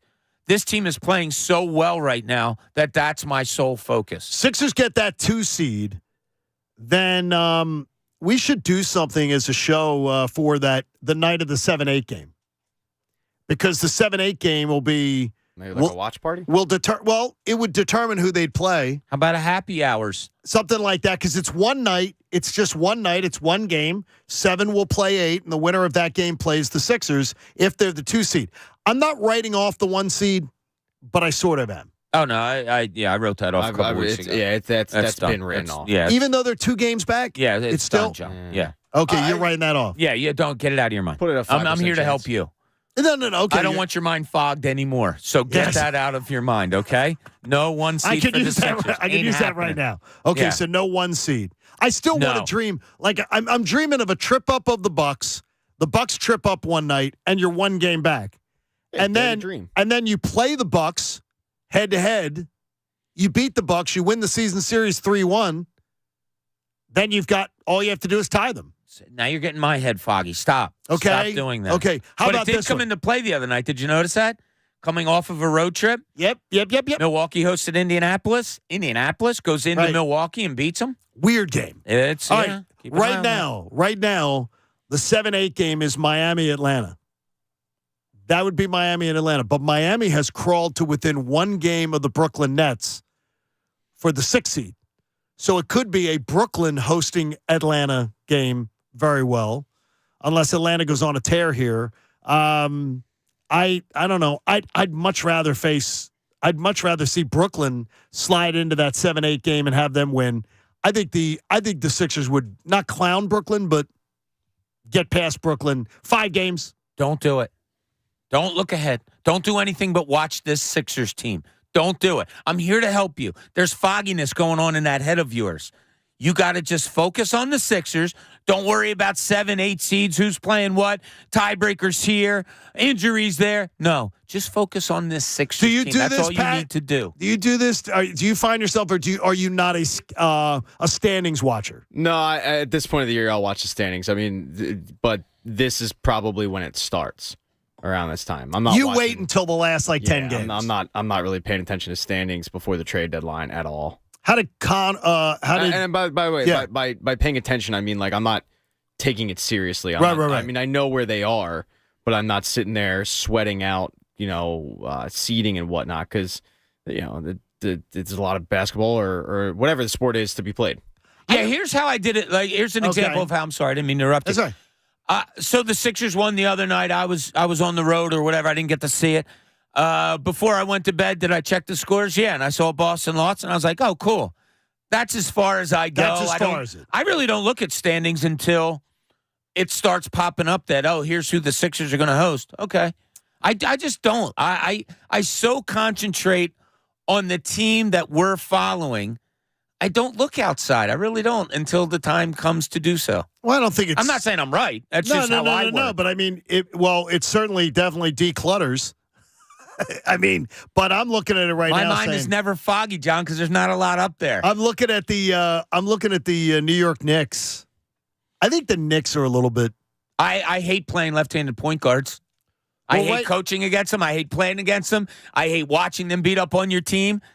They're just good, and Jalen Brunson is that. Well, right now, what's good about it is I don't see any way conceivably that you're going to face the Knicks until if they made the Eastern Conference Finals. So that's great, and I don't expect that to happen. So the Knicks are one of those teams that I think they could end up being one of those teams that gives you a 7-game first-round series, and I think that would suck. So right now they're in the 5 seed, and they're securely 2.5 games up on the Nets. All right, I'm going to be a Knicks fan, and I'll say, man, those Sixers, that's a team that could sweep us in a first-round series. Well, this Sixers team is really good. Of Joel Embiid, too, with the Knicks. This tandem and Tyrese Maxey, this is – yeah.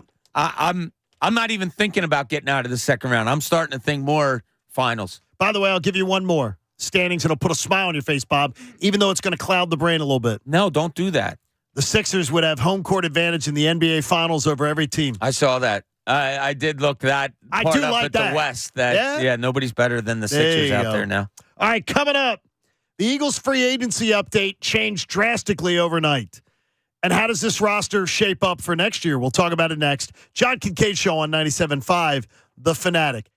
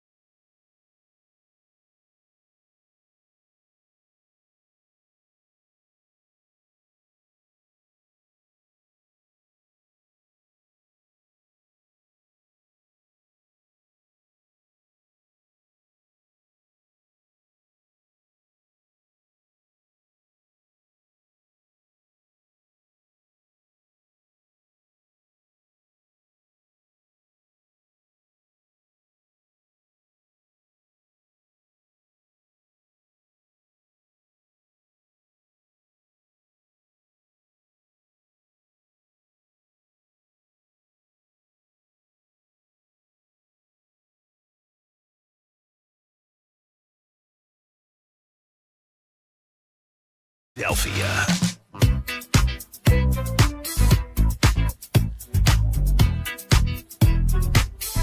If you want to look your best and feel your best and stay forever young, visit foreveryoungphilly.com. The number 4, everyoungphilly.com. The anti-aging clinic in Center City. Summertime's coming. Springtime comes later today.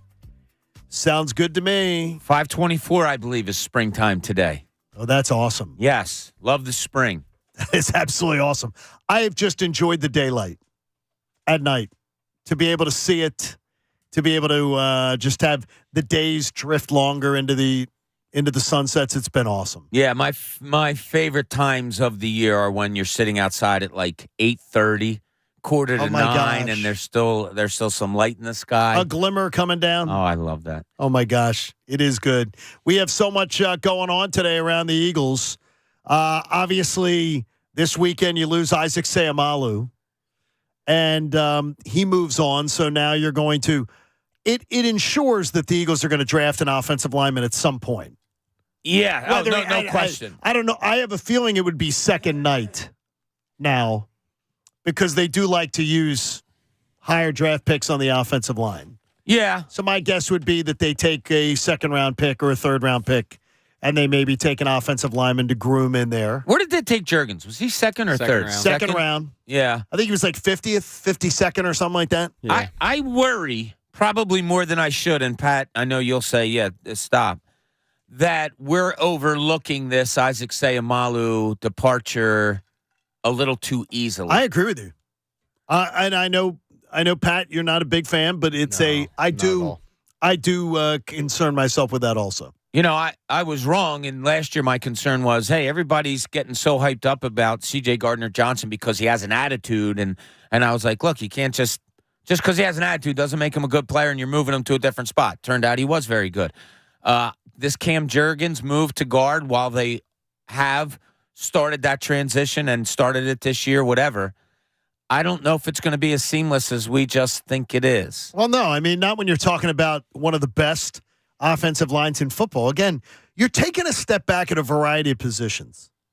No matter what you think of the C.J. Gardner-Johnson departure, and I knew what was going to happen. We loved this guy. Philly loved this guy over and over again. And in a matter of a few days, it's now, yeah, no big deal if he leaves. Yeah, they'll be fine. And I don't believe it's as simple as, yeah, they're just going to be fine without C.J. Gardner-Johnson. I think it's going to be a huge loss, because even if they get a young guy in there or even a veteran in there, I think it's going to be a step back. Do I think they can overcome it? Absolutely.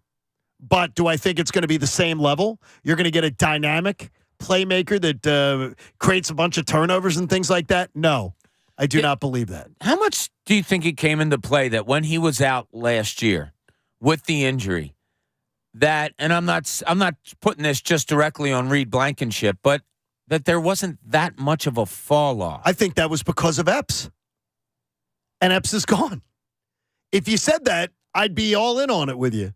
But it was because Epps was here. And Epps stood up at that time. I don't know. I think Epps played really, really well when they needed him to the most. And to me, that's. I thought he was steady all year. Yeah, I mean, I think Epps is. I don't remember in my mind him sticking out, Epps, when C.J. Gardner-Johnson went down. Well, Reed Blankenship had plays. He had plays. He also got beat. Toasted a lot. I mean, athletically. And again, I'm not a football scout, but watching every single moment of the play, I never looked at Reed Blankenship and said, yeah, you know what? You could let C.J. walk, pencil in Reed Blankenship. He's ready to take it over. Do I think Reed Blankenship is a good member of the team? Sure. Do I think he's got a good rotational piece, depth piece? Absolutely. Starter? I'm not feeling good about it. Yeah, well, again, I'll say this. Those are the exact words we said last year about Marcus Epps.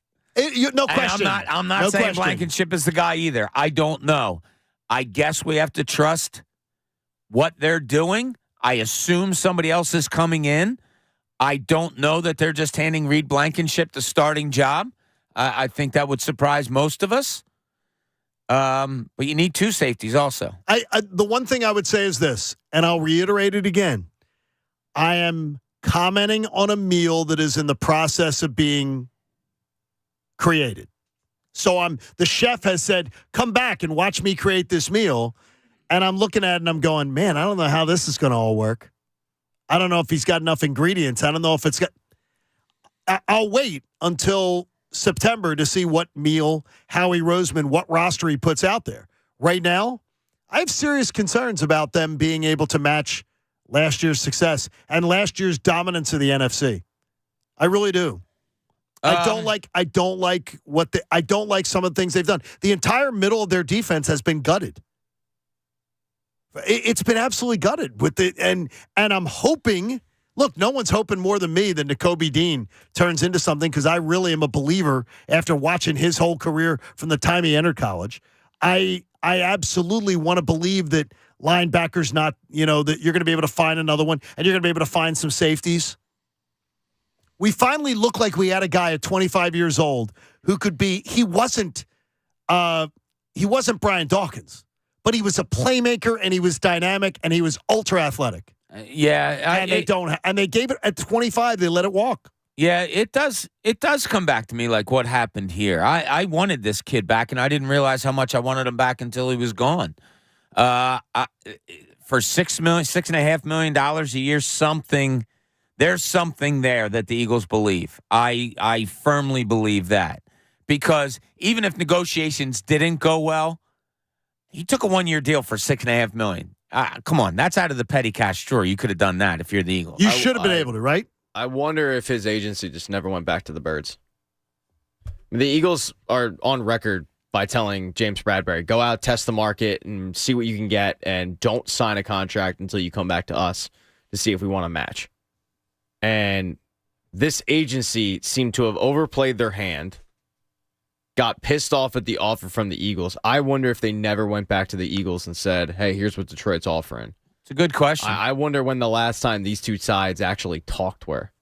Okay. I wonder if they talked at all after the Slay restructure. Is it? It's not Howie's nature to like. It doesn't seem like it's his nature to call up first. It seems like he waits for the phone call, and it seemed like they were the desperate party. So why would Howie call up? Well, remember the disrespect is real. Came after they made the decision to go back to Slay. See, I thought it was more to do with the Harrison Smith sign. Well, I would agree that probably it was, but it probably played into his mind going, I'm being disrespected. I don't think it was a singular event that I believe he was getting it from all corners, is saying no one's really respecting my abilities. Yeah. Is the safety spot becoming one of those, we can plug and play, we're okay type of positions where you don't want to spend big money, where you think you can just pick a guy up off the scrap heap and throw him in there, where you have two really good corners, or two corners that performed really well last year, and you think, all right, plug and play, we're okay. Is it becoming the running back position of the defensive side of the ball, where we're not going to spend big money, we're just going to plug and play, and it's not going to cost us? I wonder, because even Malcolm Jenkins... It's really dangerous. When you had Malcolm Jenkins here, he was a hybrid safety. He played on the line an awful lot. He really wasn't the safety. And you had McLeod back there, the kind of, you never really heard from him. Malcolm Jenkins was known more of a leader, and he played every play. But was he a difference maker defensively? I think he was rock solid. I wonder if they value that position in a way that we perceive them. I thought the same thing, Bob. Oh, really? Yeah, I was worried that this was going to be the new linebacker core. They don't really invest high capital in it. It's plug and play. It's next man up mentality. It's we can develop an undrafted guy. We're not going to put big money into it. We'll put it at the line and other positions. Yeah, it would definitely cross my mind, because if you're not, especially when the contract, the money came out, it didn't make sense why they didn't do it. That's why I asked the question of if they even went back to him. Yeah. The one thing I'm going to say to you is that I am already seeing the flooding of Jalen Mills is available. Why wouldn't you just go see that yesterday? Why wouldn't you just go get Jalen Mills? And I must have amnesia. I just it's years later. And I don't want to go down nostalgia lane of Jalen Mills and think that Jalen Mills is a difference-making player. It's a name that people know. Correct. So, okay, you know a name. Just because you know the name, is that the guy to bring in and I here? don't think he's bad. I don't think he's a terrible player. But I don't think I'd like to try Mills, to do better. Yes, I would too. Yeah. But it's like people are like in love with the nostalgia. And a lot of this offseason to me feels like nostalgia. $16 million against the cap for Cox and Graham on the defensive side of the ball when CJ Gardner-Johnson walks is a little surprising to me. And I think Brandon Graham being back is a move that I absolutely applauded. Yeah. At the right price. But the Fletcher Cox and Graham at $16 million, I would have absolutely rather seen 10 put towards bringing back and I wouldn't have paid him 10, but by what the things, but I would have paid more. And maybe Gardner-Johnson just left out of spite. Yeah, I don't think money was a problem. Maybe he left because of spite and said, no. I'll be interested to hear of how he talks about it, of what the happenings were there. But it's probably the most surprising thing that has happened this offseason so far. Hey, let's talk to Trey in New Jersey. Trey, you're on 97.5 The Fanatic. How are you, Trey? Good morning. I'm doing great, thank you. All right, buddy. What's going on? Well, I'm just the Reed Blankenship. Why can't he step into CJ's shoes? I mean, aside from the 6 interceptions, he was mediocre at best. Don't you believe? Mediocre at best. CJ.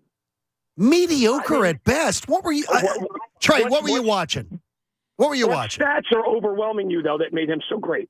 No, my eyeballs are what was overwhelming to me is that CJ Gardner-Johnson, it's compared to Reed Blankenship, is twice as athletic. Yeah, I give you that. Sure. Well, that matters. Being able to cover. How much of his stats were due to the fact that we had a great defensive line that was creating pressure and opening him up to make. Okay, well, guess what?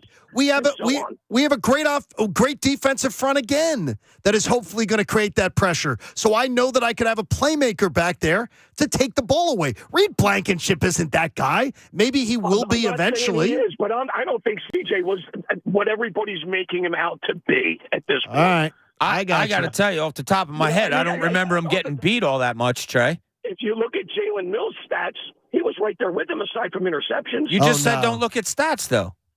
Like, you're not allowed to. Yeah, Trey, do you remember C.J. Gardner-Johnson getting beat? Like, does it stick out in your mind, him getting beat or giving things up last year? Oh, not without doing some homework. I'm just, Yeah, I know, and I'm not being a wise ass, but I just don't remember off the top of my head that happening. So, therefore, I consider him pretty solid.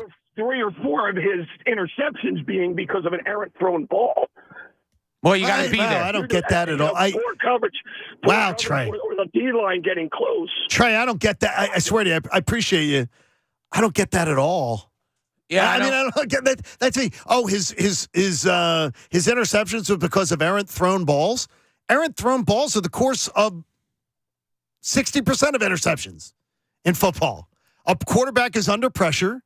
They make a bad decision and somebody goes out there and gets the ball. Reed Blankenship is not C.J. Gardner-Johnson. Yeah, I'm not going to – I don't know what Reed Blankenship is. But I mean, yeah, I don't know. You're probably right. No, but I mean, if you look at him athletically, if you look at how what he's able to do, he was getting smoked quite a few times, and he did make a couple plays. And bravo to that. And he's a young guy that I hope they develop, and maybe we'll see where he goes. But come on now. I mean, it's the typical Philly thing. Guy leaves, we want him back. Guy leaves, we didn't need him.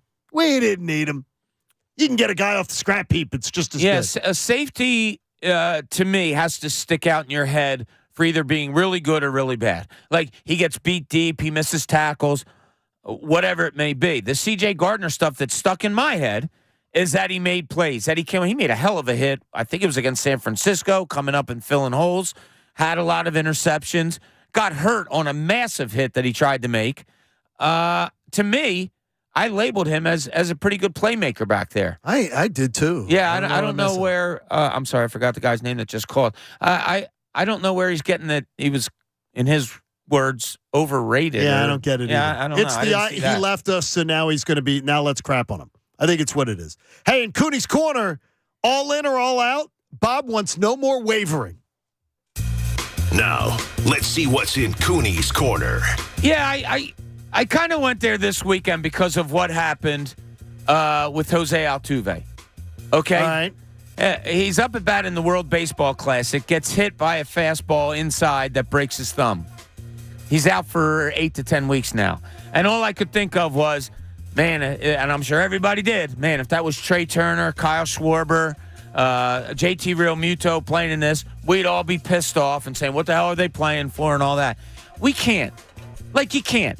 These guys are playing a sport. That's what it's all about. Sports is injuries. Sports is a physical toll.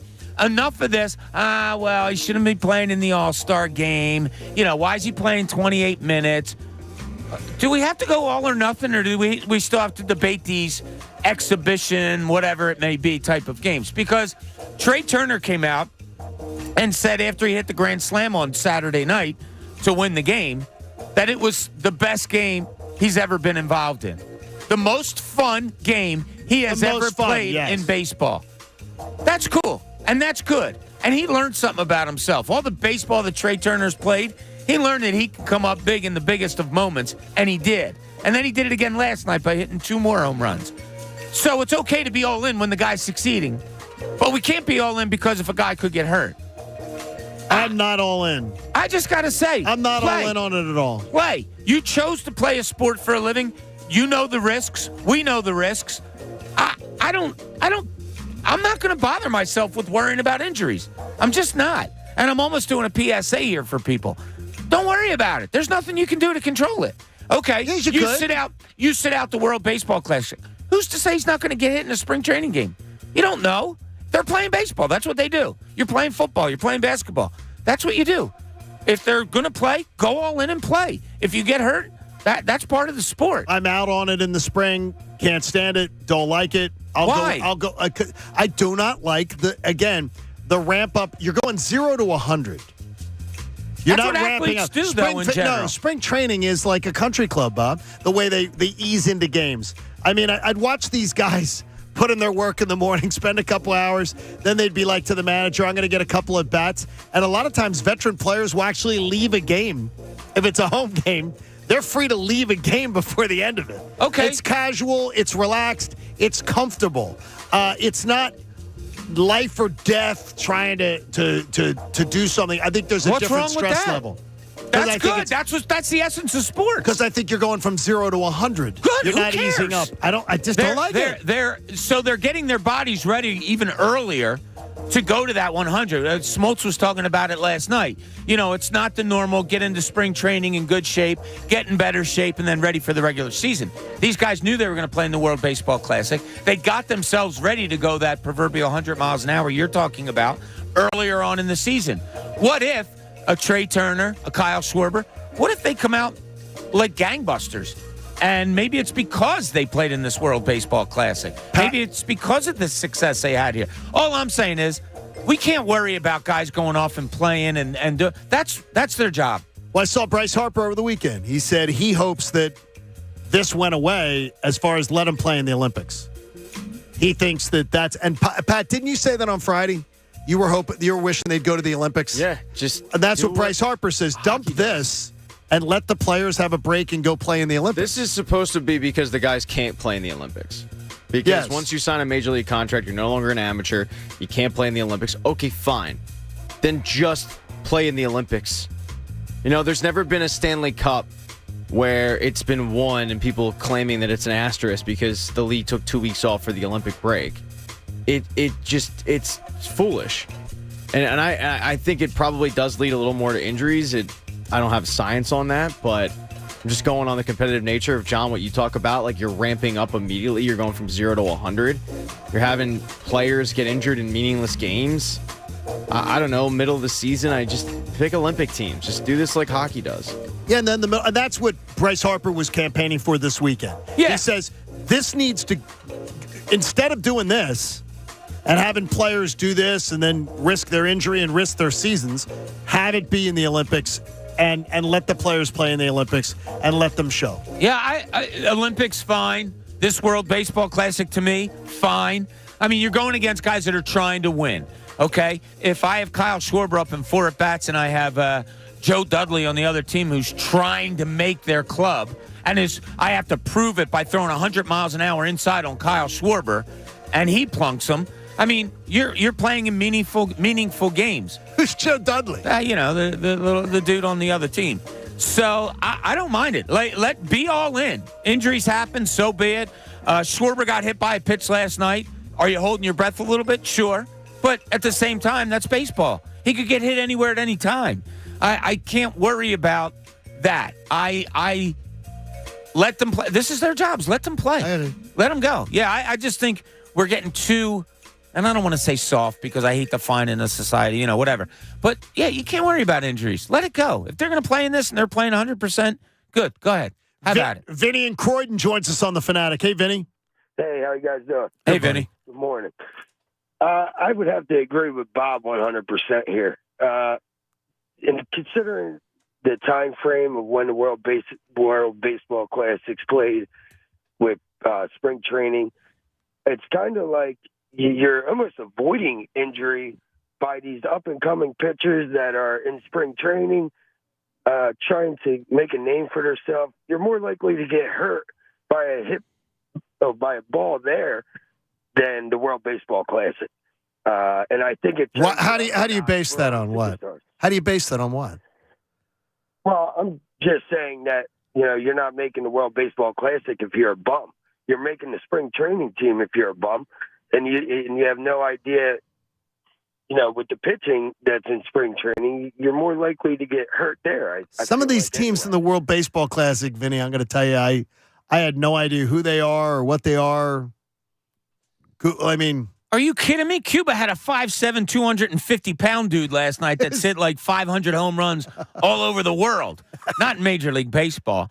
I'm out. I'm out on people worrying about injuries. I'm out. This is what these guys chose for a living. Our kids go out and play. We played when we were younger. Injury be damned. You can't. I don't think you're putting yourself in more of a position to get hurt in the World Baseball Classic than you are at spring training. Like Vinny just said, oh, you have more of a chance. You question him on that. He could come back and question, well, how do you know it's not more of a chance? No, I'm saying you not. Can't make exactly. that statement. You're exactly right. Right. Don't make that statement. Well, you can't either. The other way. No, I only make that statement because none of us know. So don't make the statement. Right. I didn't make the statement. Right. He did. Exactly. But if you reverse it the other way, you can't make it that way. It's just that, look, this is what these guys do. All-star game, go ahead. Go play. You're told to play, go play. There are more Major League Baseball players in spring training than there are in the World Baseball Classic. Does that mean more injuries susceptible to happen? I don't know, but I'm just saying either. You have more guys for Major League Baseball. I'll tell you what, if I were to say to you, especially this week and next week. If I were to just say to you, how would you rather someone get ready for a regular season? Playing meaningful games in their sports or playing nothing game in their sport? I think we'd all lend towards the meaningful. Yeah, I very few times do I hear of guys other than a pitcher, Pat, coming up with an injury in spring training. Like, very rare do you have. It is kind of rare. Yeah, guys aren't going all out. Guys aren't diving for baseballs. Guys are more likely to avoid collisions because they're just kind of taking it a little bit easier. It's like country club is they're not playing the cutthroat the same way. Yeah. I know, though. Hey, we got a lot. If you want to jump in with us, and Chris in Allentown, we'll get to you at 610-632-0975. It's the John Kincade Show here on The Fanatic. I got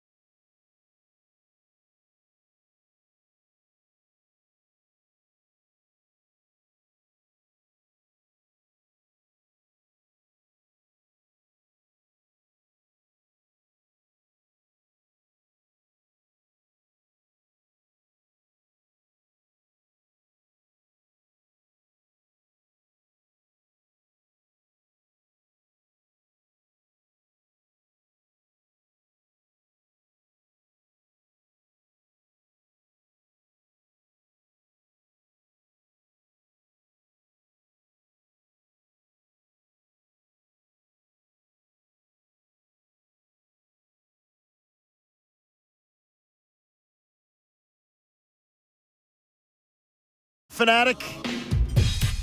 We move towards the final hour of the show on this Monday. We appreciate you being a part of everything we've got going on here at the Fanatic. Those of you who stream all day long, we really love you. Those who are checking us out on YouTube, we appreciate it big time. Thank you so much for hanging out with us as often as possible. Chris in Allentown has done just that on the phone lines. Chris, good morning. You're on the Fanatic. Good morning, gentlemen. Listen, man, this is a huge loss for us. CJ Gardner-Johnson was pivotal for us to get where we're at right now, where we were, at least in February. I mean, I think you could have put him up with Brian Dawkins and Jenkins as those great safeties on our team for the years. It's too early for me to say that emphatically, Chris, but I just laugh that people are like, yeah, Reed Blankenship's there. They can just plug in Reed Blankenship. And I want to beat my head against the wall, honestly. Yeah, I agree. There's no comparison. Reed Blankenship is nothing compared to what C.J. Gardner-Johnson's athletic abilities. And that guy they called about making plays lately. It was a bad throw. Well, you know what? That's how playmakers make plays. It's not always them breaking up a pass or cutting off a route. It's the ball's up in the air. If you don't have the ability to catch that ball and make that play, you're not getting those turnovers. It's a huge loss. I personally think it's a huge loss for the money that was there. The draft pick that we lost, for him last year, to now, it's disappointing that we didn't get it done. And I trust that Howie Howie can find his way to try to remedy it, though. Again, we're commenting on what we know today, and we'll see what we know a month from now. Yeah, and some people have chimed in saying with Greedy Williams, is it a move that they're going to move Avonte Maddox back at the safety spot, and maybe you find something there. I hope not. Whatever it is, I mean, me too. Why change two positions for the sake of one? I don't know what Howie has in mind. A lot of times we don't, but I'm sure there is a plan. I would be surprised. They have to sign somebody. They're not going to plug in a draft pick back there. I would suggest that the buddy of mine, Ken Carmen, they do morning radio in Cleveland, same time we do. And I was like, tell me about Greedy Williams. He says, if you're counting on him to be plug and play, you can count on him to be there, fit in, everything. He goes, you're going to be disappointed. If he ends up surprising you, you're going to be thrilled. And he may surprise you from game to game or opportunity to opportunity, but he's oft injured. He's had an incredibly hard time staying on the field. And when he's been on the field, it's been hit or miss. It's been up and down. Oh, they think he's broken through, and then he has a terrible game. There's no consistency with him. So we'll see. Yeah. I mean, it doesn't mean that coming here he won't be in a better system or be surrounded by better players. But I'm not counting on him to be a guy that you pencil in and say, okay, there's a huge improvement. What do you put more stock in? Getting another starting linebacker or getting another starting safety? Safety. How about you, Pat? Safety. What do you think the Eagles feel? Safety. They don't value linebacker. Well, $6.5 million tells me they don't really value safety all that much either. I think they value safety more than they value linebacker. Okay.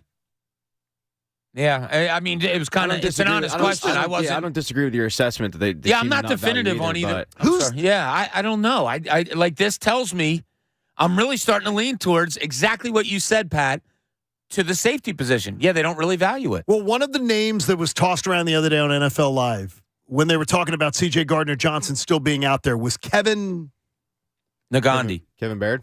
Yes, from the Titans. Yeah, he's good.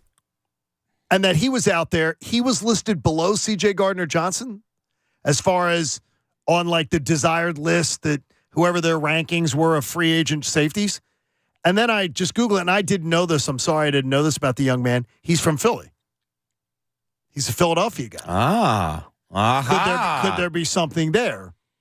Here we go. That he's a Philadelphia guy. He's not going to cost you what reportedly C.J. Gardner-Johnson will cost you. And he scored out very well, Pat. I can't tell you that I really ever remember even watching him play. But he's listed there as one that's probably a little what's the word I'm looking for? I don't want to say old in the tooth because he's only 29, but they wanted to restructure him. He didn't think his play determined a pay cut. Right. So he moved on. But it makes you wonder why they thought that his play that he could a pay cut. Because you're right. Like none of us were watching Tennessee Titans football last year. Right. There were many people in Tennessee that did not want to watch Tennessee Titans football. So what? I didn't know he was from Philly. Did all of a sudden did he fall off a cliff? Right. Did his play really dip that much, or was it just cap problems? Because Tennessee absolutely had cap problems. I mean, they were releasing everybody and trying to make cap space. So he might have been nothing more than a cap casualty or his play. But at this point, yeah, if he's willing to come over for a song, yeah, absolutely. Hey, the 9 o'clock hour of the John Kincade Show is brought to you by the Bagster. It's a dumpster in a bag. You've heard Anthony tell you that. Get yours today at Home Depot and Lowe's. And for details, go to Bagster.com. In Pat's point of view, he thinks the pressure's now clearly on this guy. This is Pat's point of view. Here's Pat. Hi, guys. It's me. Hi, Pat. How you doing, the buddy? pressure's kind of on Howie now with a lot of. I mean, and I wrote this before the whole CJ Gardner-Johnson news came out, but what I meant by it was more of the pressure is on one element of Howie Roseman, and that's last year's draft class. This really could shape how a lot of people view Howie Roseman. Right now, it's sunshine, roses, rainbows. Howie Roseman's the greatest, Howie season, Howie to God, all that. Right. Because he seemed to have righted the ship, and he's made some really good moves recently. But the pressure to hit on the 2022 draft class. So you let Javon Hargrave go, and Jordan Davis is one of the reasons why you let him go. But there's a huge question mark in Jordan Davis. Okay, fine. So you let Isaac Seumalo go, and I'm not a fan of Isaac Seumalo, but now the onus is on Cam Jurgens, your second-round pick. You let both of your linebackers go, now the onus is on your third-round pick in Nakobe Dean. Even your sixth-round pick, the defensive end, Gardner-Johnson, there's a little onus on them because you don't really have a lot of defensive end depth. They desperately need to hit on the 2022 draft class. Oh, yes, they do. Like they cannot have a repeat of 2019. And for those that don't remember 2019, I don't want to bring up the sins of the past, but you're looking at Andre Dillard, Miles Sanders, J.J. Arcega-Whiteside, Sharif Miller, and Clayton Thorson. Not great. Nope. None of them are still with the team, by the way. None of them had their fifth-year option picked up. Yeah. None of them got re-signed. Like the 2018 draft class, which was great. It was pretty much all hits. So they really are putting a lot of stock into last year's draft class because a lot of the replacements are going to be coming from that. And I think it's going to shape how we look at Howie Roseman.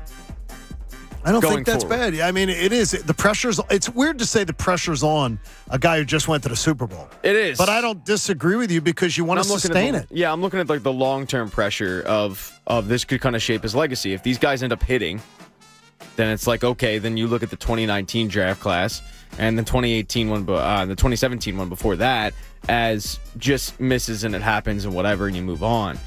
But if he ends up hitting with the trades that he's made in the past, you're looking at this guy as like an all-time great. And I think right now we're in a good spot with Howie. Everybody likes Howie. Nobody has a problem with Howie. But nope. But man, if Jordan Davis and Cam Jurgens and Nakobe Dean don't end up hitting, and you put all your eggs into that basket, and you have to replace them, or you have to go outside of the organization and get somebody to do the job because one of these guys can't, it's not going to be a good look. I wonder how Howie proposed it to Jeff Lurie. If it's we're okay. Listen, that's why we got Jordan Davis last year. That's why we got Nakobe Dean and Cam Jurgens, because we knew that these guys were going to fly. We're okay. And we have another draft coming up where we have 2 first-rounders. And then we're going to get some compensatory picks and have some draft picks next year. Out with the old, in with the new. We'll hold on to the old for another year, but that's it. I wonder if that was the game plan all along or if it just played out like this. I think there's a pretty good chance that this might have been the game plan all along. There's no doubt that Howie has faith in these guys. Why? No question. None of these guys didn't play. They all played at some time or another. They stepped in. Nakobe Dean less than anybody, and that was just based on the fact that the linebacking core was healthy. Yeah. Makes me wonder if Nakobe Dean, if this were a year before when the linebacking core wasn't as good, would he have been thrust into the starting rotation right away? I think it probably helped him a little bit that he was able to redshirt. But Cam Jurgens stepped in when, as I said earlier, when Landon Dickerson went out, he looked fine. Jordan Davis, mixed results, but he didn't look out of place for the most part. He just didn't play as much as we wanted him to. But there's a lot of pressure on this current draft class. It really is. And if it hits, I mean, great. We're not even going to be thinking about the guys you let go. Because one of you guys said it, you're making TJ Edwards out to be this credible loss, a linebacker. They've never valued linebacker. But if they find one in the third round in Nakobe Dean, and he ends up stepping in and looking like a stud and looking like the Nakobe Dean that left Georgia that a year ago we were talking about possibly taking in the first round, then it's going to be great. But yeah, Bob, I do think that part of the reason how he moved on from some of these guys was looking at who he was already drafted and looking at who they could draft in the future in terms of 10 and 31. Yeah, this past draft is defined immediately. You don't look at drafts to be defined in the first year, but in its second year of last year, they are going to be defined, and Howie is going to be graded justly on however this all plays out. And really, it's Davis and Dean this year. Yeah, that's and all it is. I mean, Juergens, yeah, but Juergens, you're asking to play another position that he was cross-trained for. I think it's all going to come down to whether Jordan Davis and Nakobe Dean deliver. I don't know. I think if Cam Juergens ends up sucking at guard, it's not going to be a good look. And one of the reasons why is because of how well the last guy did that cross-trained, Landon Dickerson. Well, I think they're bringing in a vet. I believe they'll bring in a veteran. They probably will, but people forget Landon Dickerson was drafted to be Jason Kelce's heir apparent. And then they put him at left guard, and they drafted Cam Juergens. Now he's the heir apparent. Right. Like, these guys really, they should be able to. It should be all right. But if he ends up playing poorly, there's definitely going to be concern from Eagles fans that this guy will not play well once Jason Kelce retires. 9 o'clock hour, again, brought to you by The Bagster here on the John Kincade Show. And hearing the Kelce podcast, I know you're a fan, Pat. It sounds like he was really there helping the Eagles scout at the Combine. I wonder is that his future? Yeah, does Kelce want to be the... Pat's brought it up a lot of times that he thinks his future is going to be with this team. Him coming out last year and saying that he had a big hand in picking his replacement once he decides to move on. And he was there this year, and from what I take it as, he was there a couple days at the Combine, putting his eyeballs on players. I wonder. Yeah. I wonder, does he want to go into a maybe head scout? Yeah, maybe. Something where he can part-time it a little bit? Well, yeah. I definitely trust his eye when it comes to offensive linemen. Sure. Obviously, he plays that position, but more than anything, he plays that position and he learned under two of the best offensive line coaches to ever do it, and Howard Mudd and now Jeff Stoutland. So the guy knows how to find, or at least he should know how to find offensive linemen pretty well. The other positions, I have no idea, but I do think that nobody goes to Indianapolis for the scouting combine by choice. Yeah, I mean, hey, what are you doing for fun? Oh, I'm going to head there and watch guys run 40 times and do the shuttle. Nobody in their right mind. And if you are, you're Harry Hardo. So he's absolutely trying to. I don't want to say trying, but I think he's going to be ushering in more of a front office role once he retires. Planning for the future. Yeah, good for him. Absolutely. Yeah, absolutely. Well, at $14 million this year, I mean, honestly, he's going to be pinching pennies. Yeah. After this year. He's going to be cutting coupons. Absolutely. He'll definitely be driving by like a Wawa, see the gas price, and go, oh, jeez, they just keep going up. You realize they paid $30 million for Cox, Kelce, and Graham. I'm surprised this disappoints you so much. No, it doesn't. You love the defense so much last year. You're depicting it falsely. I didn't say disappoints me. That's not fair. You're living. I'm saying is that's not disappointing me. It's saying the idea of I would never have said I'm putting $30 million towards those three. And I would have said prioritize Kelce for Jalen Hurts since you're going to pay Jalen Hurts. If Kelce wants to play, he was the all-pro center, put him in. If you want to bring back Graham for leadership, yeah. It still hangs me up on the Cox 10. You have so revisionist history on this of saying I'm not what did you say? I'm not mad about it? You're saying disappointed. Yeah, disappointed.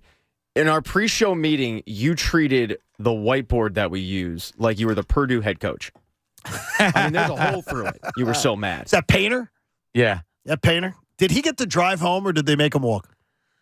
Was there a bus He trip? didn't do himself any favors in his post-game press conference. Oh, my What did he gosh. say? I missed it. Well, he answered every question. I'll give him He kind of credit put for it that. out there like, okay, what, you want to get rid of me? Go ahead. Yeah. Play wow. the kind of the Harry Yes. Hard guy stuff. And Okay. I understand emotions run high, and I'm sure that administrations do also. But particularly in college, you kind of have to watch yourself a little Wasn't bit. that bad for recruiting when you say that? Like, Yeah. you can get somebody else. You think you can get better? Maybe.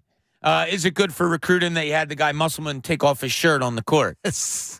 I mean, his dad was nuts, though. Let's Yeah. be clear. Losing to a 16 seed is not good for recruiting no matter who you are. good point. When you're a number 1 seed, you lose to a 16, not a good look. I thought the weekend of college basketball was so much fun. I loved it so much. I thought it was great. I never remember a tournament like this. It's crazy. And I'm sure I'm being prisoner of the moment, but I never remember this many big teams getting knocked out. It's ridiculous. And last night, one of my escapes from sports after watching so much basketball this weekend is this thing called Tournament of Champions on the Cooking Channel. So it's, you have chefs going up against each other and stuff and there's upsets there too. Ones were going down just like in the NCAA tournament. It was nuts. It was absolutely nuts, yeah. The guy from Sri Lanka who came in with a really good set of knives and nobody saw it coming. There was like some last night's theme was surf and turf, Pat. Oh, okay. Yeah, so they had to make plays off the randomizer.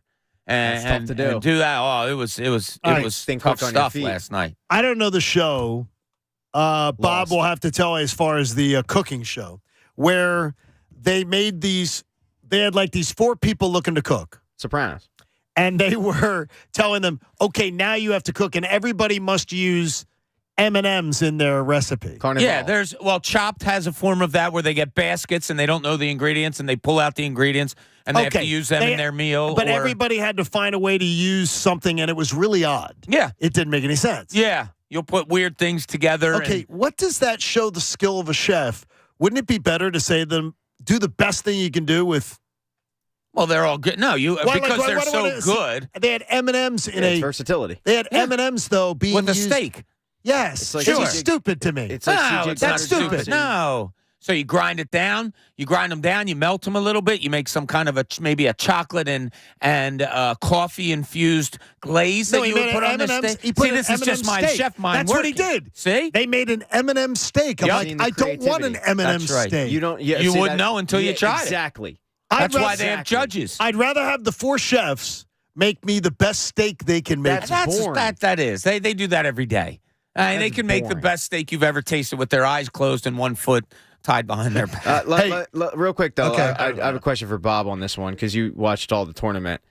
Why do you think it is that in the history of the NCAA tournament up until, 2 years ago, we never saw a 16 beat a 1? Yeah, and now in the last 3 years, it's happened twice. Yeah, I think it's 150-2 is the record or something. Do you think it's because guys are one and dones, guys are leaving? What is it a fluke? Am I reading too much into it, or on why exactly we've seen it twice now in the past 3-4 years? Yeah, but there's still 150 some wins on the other side of it. No, but fluke, I'm not looking at the other side of it because it recently, it's happened twice now. It's weird.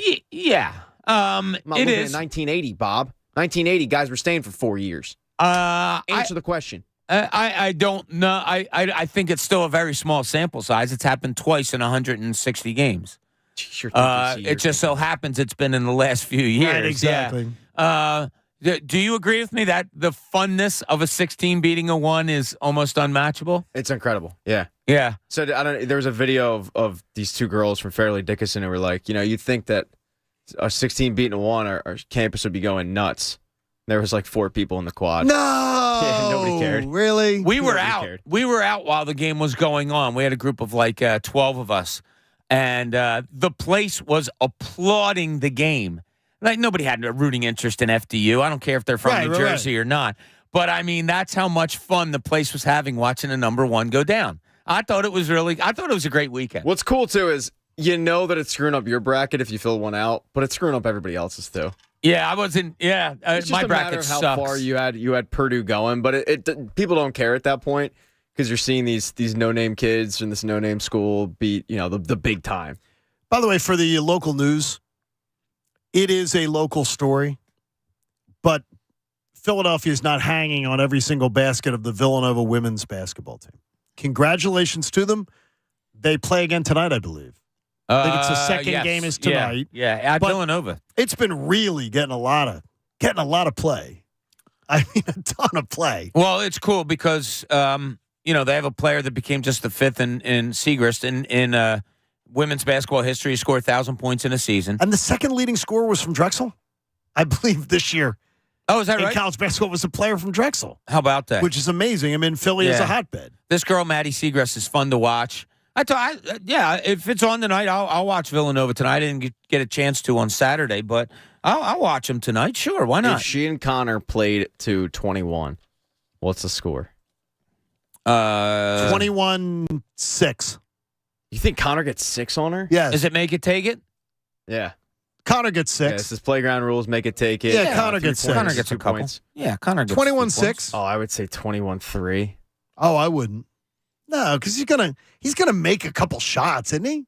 I don't think so. Really? She's a talented player, but that's one of the best in the country. I think she cooks them. Yeah, she's pretty good. Hey, the final stretch of the John Kincade Show is presented by Stretch Zone. Your body deserves a good stretch, and at Stretch Zone, you're going to get a great stretch.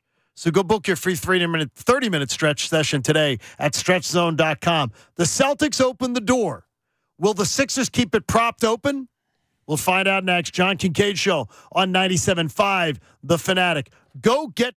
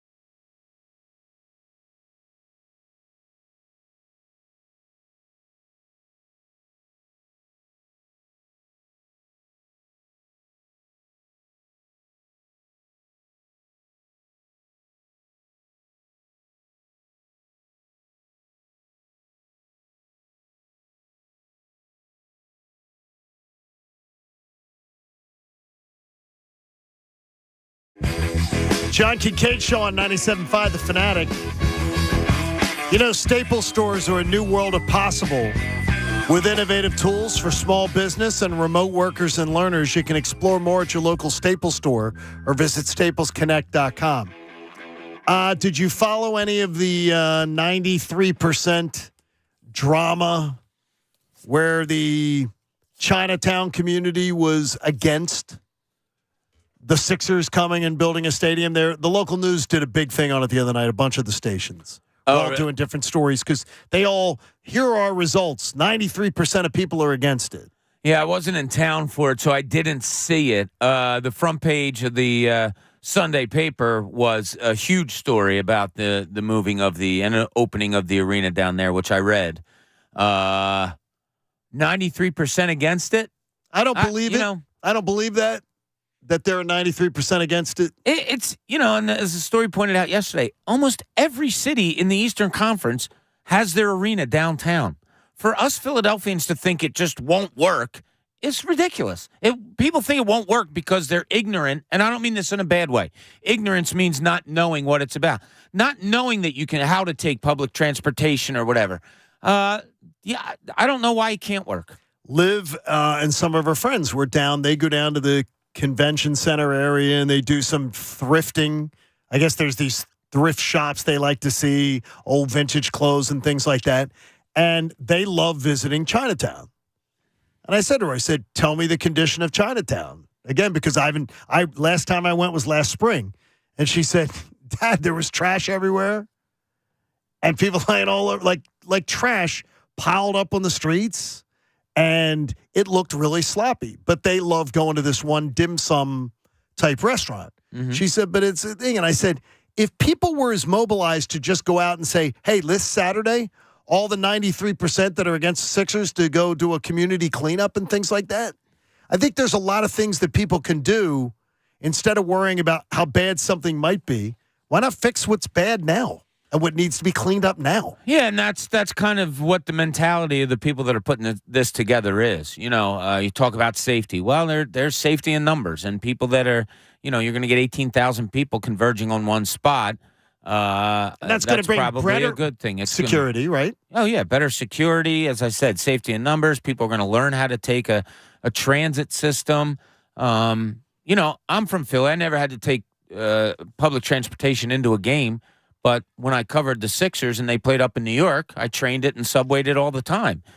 Not a big deal at all. Pretty much every city in the East has an arena downtown. It can be done. It can be done. It absolutely can be done. But I can tell you the one thing about it, though, that I still don't believe. I do not believe that greater than 50% of the fans will not drive.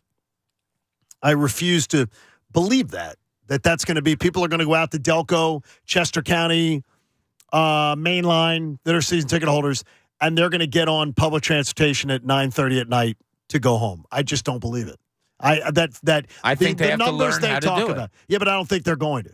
I think they're going to drive because that's what, as a society, we tend to do. I don't believe people are going to be going, yeah, I live out in Devon, Paoli, Exton, Bryn Mawr, and I'm going to take train to Center City and get on that train at 9:30, 9:45 at night. If you want to go grab a beer and then go home, I just don't think that's going to happen. Now, do I think, though, that a Center City arena could work? I think it'd be a great thing. I think there's a lot about it that's going to be great. Yeah. As far as, and I do believe the stores across the street from the arena, that right now, a few of them that last time I was down, where that is, are abandoned. I don't believe they'll be abandoned for long. I think some restaurant will open up there. Some bar will open up there. Yeah. That will create, hey, we're gonna piggyback on the Sixers being there. Yeah. Look, there's as many negatives to it as there are positives to it. Are they all worked out yet? No. I don't think so. Right. Could they be worked out? Your public transportation thing is a reality. People, and look, I said ignorant. I'm not putting anybody down. A guy comes at me, just because we don't agree with you, I'm not saying that. That's not what you're saying. I'm saying ignorance. I'm ignorant to analytics because I don't know all about analytics. That's the word ignorance is meaning you don't know. I'm interested in this. We still have a lot of time to go. We had a great presentation given to us by the 76ers. Yes. Read a long story about it this weekend, as I said. I'm not fully one way or the other. I can see reasonings on both sides. I'm more leaning towards it would be better for the fan base, for the Sixers, if they had their own arena. I am. That's where I fall. And more importantly, Bob, I think the local media coverage, and Pat, I don't know how much of this you saw this weekend, I think overwhelmingly, like the coverage from the Inquirer, the coverage from the Daily News has been anti the arena being moved to Center City. It's been the Inquirer has been firmly in the anti-camp. Kevin Kincade did a piece for Crossing Broad on this, looking at all the articles that have been written about it. And when did he do that? Because I missed that. Probably a week ago. Okay. It's one of the main stories on Crossing Broad. Oh, okay. I got to check that out. But he did a real deep dive into the biasness of whether or not they actually were biased, who was biased, what was written. What was the result of his analysis? That it's kind of been skewed a little bit. Because I think it's totally skewed. I think they're painting it as this is a pipe dream that they would have an arena downtown, and I don't understand why. Because it would be fantastic in a lot of ways. There's a lot of positives to it. There are, and if you talk to people from the Sixers that are involved, the 5 or 6 people that are involved, they're going to show you the positives of it. Correct. If I'm doing a story, I have to go down there and talk to business owners and talk to local leaders and talk to people who live down there. I don't think you're getting a lot of positive feedback there. And that's probably people in the hundreds. So skewed, I don't know. I would say that the numbers more lean towards the negativity of it. The problem is I feel the stories have been, and this is just me, and we did it in our class, I believe the stories have been skewed, Bob, by the fact that they're not going to the other cities and showing the great success stories of the downtown arenas in the NBA. Yeah. And that's what I say is, well, why aren't you telling about the positive success stories of the downtown arenas in the NBA where they are rampant? How much it's improved. Yeah. And how much it improves local, and how local businesses thrive around it because they have people brought in. Look, it's, nobody wants the traffic. I think the traffic's going to be a boondoggle. I think that's why people have to learn public transportation. And I say learn. We're just not a city that ever had to for our sporting, events. You go to games in New York and Boston and Brooklyn and Toronto and all these places. People are just stepping off the train and coming into the games. Hey, now that the Celtics have opened the door for the Sixers to grab the number 2 seed and to hold on to it, you can't have the trip-up games, and tonight's a perfect example. You have a home-and-home with Chicago. This Chicago team, Bob, what's the best way to describe them? Spunky? They've already lost to Chicago once at home this year, though. They let the Bulls come in here and punk them earlier this year. That can't happen tonight or Wednesday, for that matter. No, it can't happen. I don't think it'll happen. I said it earlier. The Sixers are honoring that 83 team tonight in a game that might be a lull because you're coming off of 3 on the road and now going on to 4 on the road after tonight. Tonight could be that trap game. It could be that lull that you say, man, I just don't have it tonight.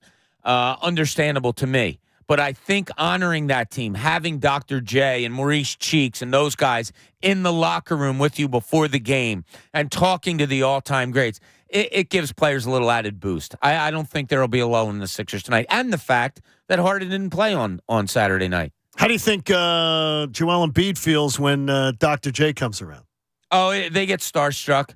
They do. Well, no, after he was last year. Oh, yeah, he did. He was say something last year? Yeah, he was stumping for Jokic. Yeah. For MVP. No one Embiid, he probably already has said something jokingly and so whatever. You think he'll handle it with humor? Yeah, I mean, they're adults. Yeah, I think they would. But those players, people don't realize this. When Allen Iverson used to walk into a locker room when I was covering the team and come around, those guys were in awe. Like the look on Evan Turner's face when Allen Iverson walked into the room, it was like looking at a little kid, and many of them are like that. So tonight, for them to learn the history of this team and to be able to see these guys up close and personal and see more than a couple Hall of Famers, because you're talking 3 now, I guess, with Dr. J and Cheeks and Bobby Jones. Yeah, I think it'll be a fun night for the current team. Should be fun. And so do you believe those nights focus a team? In ceremonies and stuff like that, they focus them. That there's a little extra juice in the building. Extra juice, yeah. And you don't want to lose in front of a team like that. A team that you aspire to be, you don't want to go out there and have a bad performance. Wow. Pat, you don't want to go out there and have a bad performance. Yeah. It's tough out here to not say bad words. And it a lot of people can't do it. I don't give a There you go. Yeah. What do you think about Trey Turner, Pat, and the weekend that he had? It was cool because he's ours, but other than that, you didn't watch much? I didn't watch at all. What about you, Bobby? I cannot get into it. I did it. Really? I did 4 innings. Can't get into it. And I sort of liked it. I sort of liked it. The energy was sort of good, but it still felt like an exhibition to me. I built my day yesterday around watching the World Baseball Classic last night. Went downstairs at around 10:07, promised my son, whose room is down there, that I would build him a fire. Sat there in front of the fire, watched up until it was 13-2. But yeah, I built my day around watching it, and I thought it was fun. I had a great time. And what Trey Turner did, great. Don't you want him going into a regular season with those thoughts in his head? God, he gets some. He's got some power for a little dude. And his swing, that grand slam swing the other night, 0-2. So smooth. Oh, yeah. So I thoroughly enjoy watching it. And also, you're watching guys like, I say, a Mike Trout. How often do we get to see Mike Trout play? We don't. So getting to watch him get 4 at-bats in a game and watching him play the field and, other guys and seeing stats about guys that play for the Chicago White Sox, Anderson, who's moving over to second base because Trey Turner's at short. That's cool. I like learning more about guys that we don't see all that often. I loved watching it last night, and I can't wait till tomorrow night. It's good. And now tomorrow night's the finale. Yep. So that'll all be tomorrow. So you're Japan or Mexico? Well, I think you'd rather play Japan, wouldn't you? They've already beaten Mexico once, I believe. I think the easier I don't path. know. Is Ohtani up to pitch? If he's up to pitch, that'll be a lot of fun. So they said that he would basically only pitch if like he an inning or two. It out. To close it out. Okay. Believe the guy who is going to pitch Yamamoto is the next one. He's the next guy to come over next year. Who's a stud. He's a 2-time Cy Young winner in Japan. Yeah, but can he hit? Be posted next year. He can't hit, but man, he can pitch. What is the Cy Young of Japan? I don't know. See, this is the kind of thing you can learn. You can learn about weird stuff. Cy Young is international. I don't think they give one in Japan, do they? Oh, sure, they do. Yeah. Do you know Cy Young never won a Cy Young award? I heard that. The best pitcher. Isn't that incredible? It's incredible. But Lou Gehrig died of Lou Gehrig's disease. I mean, seriously, the naming of stuff is quite incredible. I love doing this question to people. You'll ask, what's the one record that'll never be broken? And I forget what now Cy Young had 511, I think, career wins, but he also had 300 and some career losses. You want to go to an obscure stat that'll never be broken? I think that's one of them. Well, both of those will never be touched. No, a 56-game hitting streak probably will never be done. What about Embiid's 400 average? What about Embiid's 9 games of 30-plus points? I'm shocked that's the franchise record. Yeah. When 9 you think games about of 30-plus points? Iverson obviously comes to mind. Barkley. I can't believe that is the franchise record. Yeah. That just seems low. That doesn't seem right to me. 30, but the thing is, on an off night for Embiid is 27 or 28 now. Well, Pat put it out there earlier. In 6 quarters, he had how many points, Pat? Say it. 69. He did. So he's sitting out the last quarter of the last 2 games, and he still put up 69 points.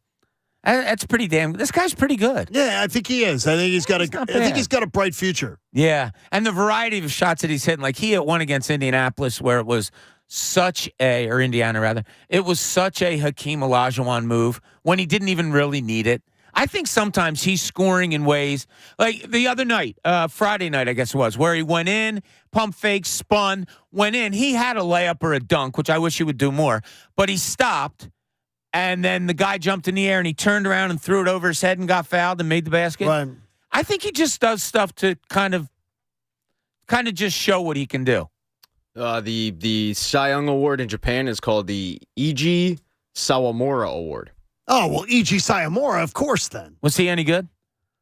Yeah, I guess they named an award. They after named him. an award after him. Or is that just how you say Cy Young in Japan? No, I don't think that's he's it. a real guy. Yeah? He's a real guy. Give me some stats on E.G. E.G. Sayamura. Yeah, give me some stats on him, Pat. Like, when did he play? And who did he play against? Was it the dead ball era? You guys are asking a lot of me here. We're supposed to look up E.G. Pat, Sayamura. we always expect a lot. I of thought you. I was gonna get like a pat on the back for just knowing about Yamamoto, but no, I don't get that. I get tell me more. Tell me about the funny Cy is Young. Tell me about this and that. I have a Kiss friend, my ass, I have a guys. friend of mine in the radio business who is Jared Yamamoto, and everyone always goes, "Okay, that's not your real name," and he goes, "Yes, it is. My father's Asian." And people look at him and go, "Why did you choose that name in radio?" And he goes, "You think I choose Yamamoto as a radio name?" Yeah, this dude's name is really good. Is Yoshinobu Yamamoto. Wow. And that's a fun name to say, and baseball fans will be saying it a lot in a year from now. You're very good, Pat, being able to maneuver these things. So, E.G. Samurai, i.e. Why no Samurai? He was a Japanese professional baseball player from, let's see, he lived 1917 to 1944. Wow, he was It's a good young. life. Probably died in the war. Yeah, I can't get any. Come on, I can't get any numbers on. Yeah, it's a little. Mr. Sawamori. I bet you he died in the war. He was a young man. The died Japan young? baseball ace lost in sunk World War II transport ship. That's what. There you go. He was good, though. 63 and 22 with a 1.74 ERA. That's good, but do you name your Cy Young after him? Well, I guess he was a war hero. Yeah, I mean, He was considered a guy snuffed out in his prime. Defending his country. I mean, So when he was Pat, when he was 17, he pitched against Babe Ruth, Lou Gehrig, and others. He performed well, striking out 9 batters while giving up just 1 run. So he was a national hero because of that, too. Yeah, E.G. Sawamura, of course. There you Yes. go. You're not getting Sawamura knowledge on any other radio No, show. Pat's really got this handled. Pretty much you're See, not. Pat, that's what you get it. Guaranteed. You know, What we we bring to the table. You know, we will get, though? There's somebody today who's on the hot seat. Yesterday's game has everyone talking, but one person is on the hot seat. Let's find out who. And usually when a guy's on the hot seat, you're saying, it's a coin flip. Or whether they can prove it or not. But sometimes when a guy's on the hot seat, you say, okay, I'm willing to give him the benefit of the doubt. Howie Roseman, I'll give you the benefit of the doubt. Because I don't know what, first of all, C.J. Gardner-Johnson was asking for. I know what he signed for, around $6.5 million in guarantees, reportedly. And the report is you offered $3.5 million in guarantees this year in a backloaded contract. I don't blame C.J. Gardner-Johnson for not signing the contract if that's what the Eagles offered him.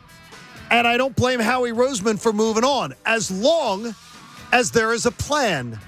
You got to have the backup plan. And one thing we know about Howie is he usually does. He probably looks for a veteran safety out there that he can plug into this team. But there's going to be a lot of comparisons that go on between that player and C.J. Gardner-Johnson. I would have made Gardner-Johnson a priority over signing one of the Golden Boys. You know, you've reunited the Sunshine Crew for another run at it. I would have taken one of them and said, sorry, got to go, in order to keep a 25-year-old playmaking safety. More details will come out, but one thing is, we all got to trust in Howie. But make no mistake about it, that seat is quite hot.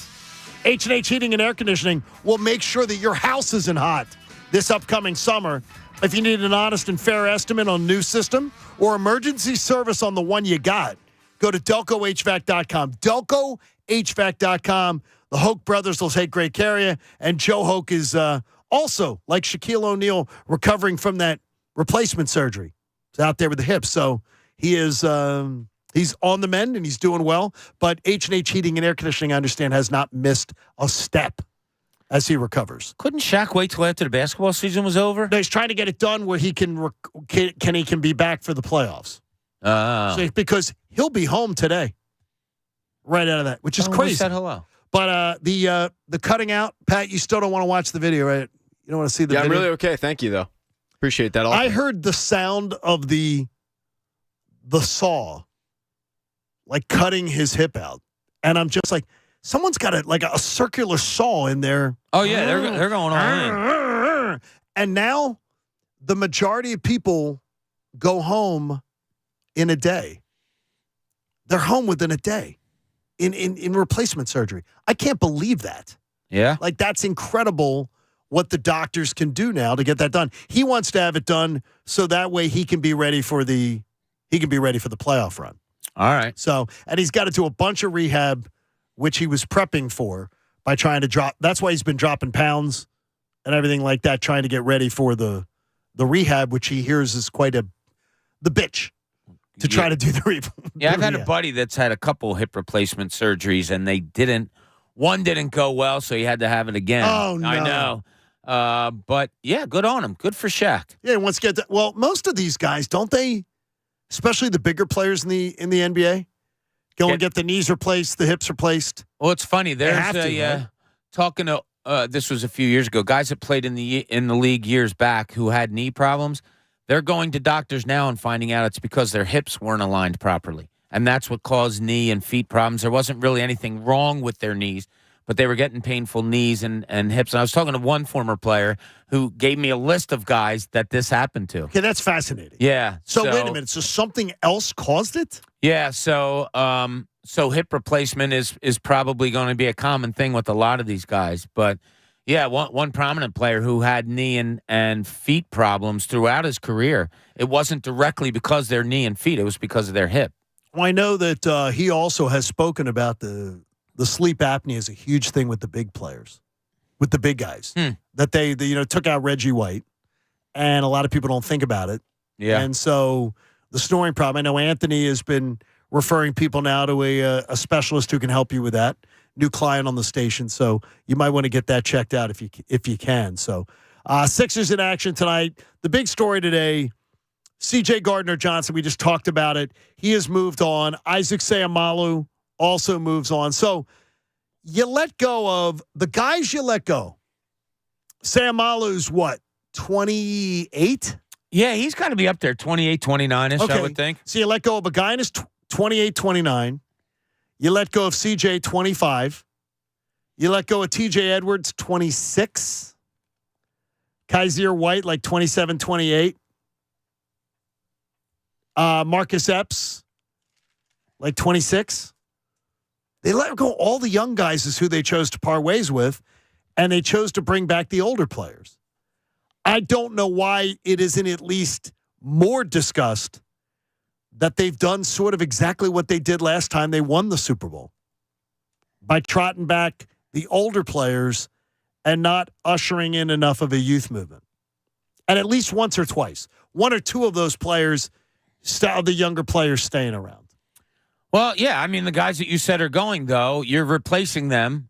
The guys that you know about you're replacing them with are even younger than them. Two of them draft picks that you're hoping. Well, yeah, that you're hoping are ready to step in. I would say all three. You have Jordan Davis and Nakobe Dean and Cam Jurgens. Those are three draft picks from last year that are younger than any of the guys you mentioned. You hope you can just plug and play those guys. Now, who are you going to pick up on the free agent market, or who are you going to draft, and how many of those replacements are going to be younger? I hear you that the guys that they signed are all older, but you're bringing in an awful lot of young guys too. Yeah, but you're going to have to. But very rarely, though, and Pat, do you see the youth movement being, we're going to replace a 26-year-old with a 23-year-old. We're going to replace, I don't need the youth movement when a guy's 26. He's in his prime. That is the youth movement, which just makes you wonder, what do they know that we don't? And There's that's got to be something. Right. Well, obviously it tells me they didn't. TJ Edwards, they thought very mightily replaceable. Marcus Epps, mightily replaceable. That's the only thing I can think. And to me, does that mean you didn't develop them? Or does that mean there was a deficiency in their game that you didn't like? What is it? It's got to be one of the two. Look at it on the positive side. Maybe you like the guys that are here that you can move up, that you think will be as good or if not better than those guys that you let go. Well, the Hargrave one is Jordan Davis. You drafted Jordan Davis to replace Hargrave this year because you knew you weren't going to pay him. Smart move if it pays off. And by the way, I do not expect Jordan, and I'm not going to hold Jordan Davis to a standard of being Javon Hargrave in his first year, because God knows it took Javon Hargrave 6-7 years to put together the year he did last year. He never had a year like that. So I'm not expecting it at 1. But I expect Jordan Davis not to be a liability next year. He better not be a liability. No, he better be a damn stud for where you picked him. Step in, play strong, and do not appear out of place. I think Nakobe Dean is the one who could get more exploited. He could be picked on more. Could. I mean, if you looked at the two of them coming out, you have T.J. Edwards undrafted. You have Nakobe Dean, who was the leader of one of the best college defenses we've ever seen. I mean, just on that alone, you're leaning towards Nakobe Dean on a team that doesn't rely on linebackers all that much or doesn't put too much value in them. So, okay, I think that's fine. T.J. Edwards, T.J. Edwards, Marcus Epps, are we really crying about, crying, but are we worried about trying to replace those guys? Oh, wait a minute, though. Is that if it was one of those guys, Bob, I wouldn't give it a second thought. When it's all of them, when it's all the younger guys, I do. I look at it and say, damn, they then it's also a failure on them to not feel that they have more. They didn't develop these guys more. If they feel like they want to get rid of these guys just as they're entering their prime, then it tells me we didn't develop Epps enough, didn't develop Edwards enough. Kaiser White is he was a 1-year contract. So I'm not calling that. But very rarely are you worried about going youth movement.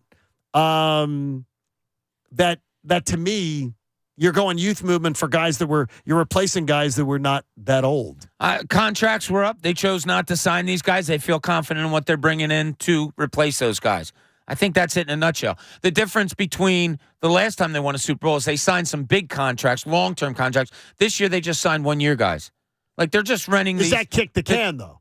Well, it's okay. You need these bodies that you sign. You need help on the defensive line because you're thin there. So you bring back Graham, you bring back Fletcher Cox. Sorry, but Jason Kelsey's still the best center in the league. Oh, no question. Yes. I'm okay with that. I have no problem with Jason Kelsey coming back. Yeah. And I have no problem with Graham at $6 million. By the way, if Graham cost $10 million, $11 million, I wouldn't want to sign him either. But $6 million, I absolutely am in on Brandon Graham being back. I'm not in on Fletcher Cox $10 million. Just not doing that. And I wonder if the Slay deal will look expensive coming up down the line. If it'll seem expensive. I don't think it will. If they told him go look for a trade and he couldn't find it, I think they'll do what benefits the team more than what benefits Darius Slay. I think both sides will be happy, but I think I don't think it'll put the Eagles in a position at all, in a bad position. It's the with Sixers tonight, we'll face the Bulls, and there will be a 4-game road trip coming up after this, and it's one of these things where you're trying to survive the end of the season, survive the road trip, the one more road trip that they're being put on. And honestly, it doesn't look like a killer road trip. I mean, Phoenix is a good team, but without Kevin Durant. You see the Golden State Warriors are really good at home, but more mediocre on the road. You're going to play them at home. Yeah. Chicago's not good. So, I mean, it's not like it's a killer trip. Well, you're playing Chicago in the back end of a home and away. So facing a team twice and beating them twice in the span of 3 days, not impossible when it's Chicago, but not an easy task. At Golden State, at Phoenix, back-to-back.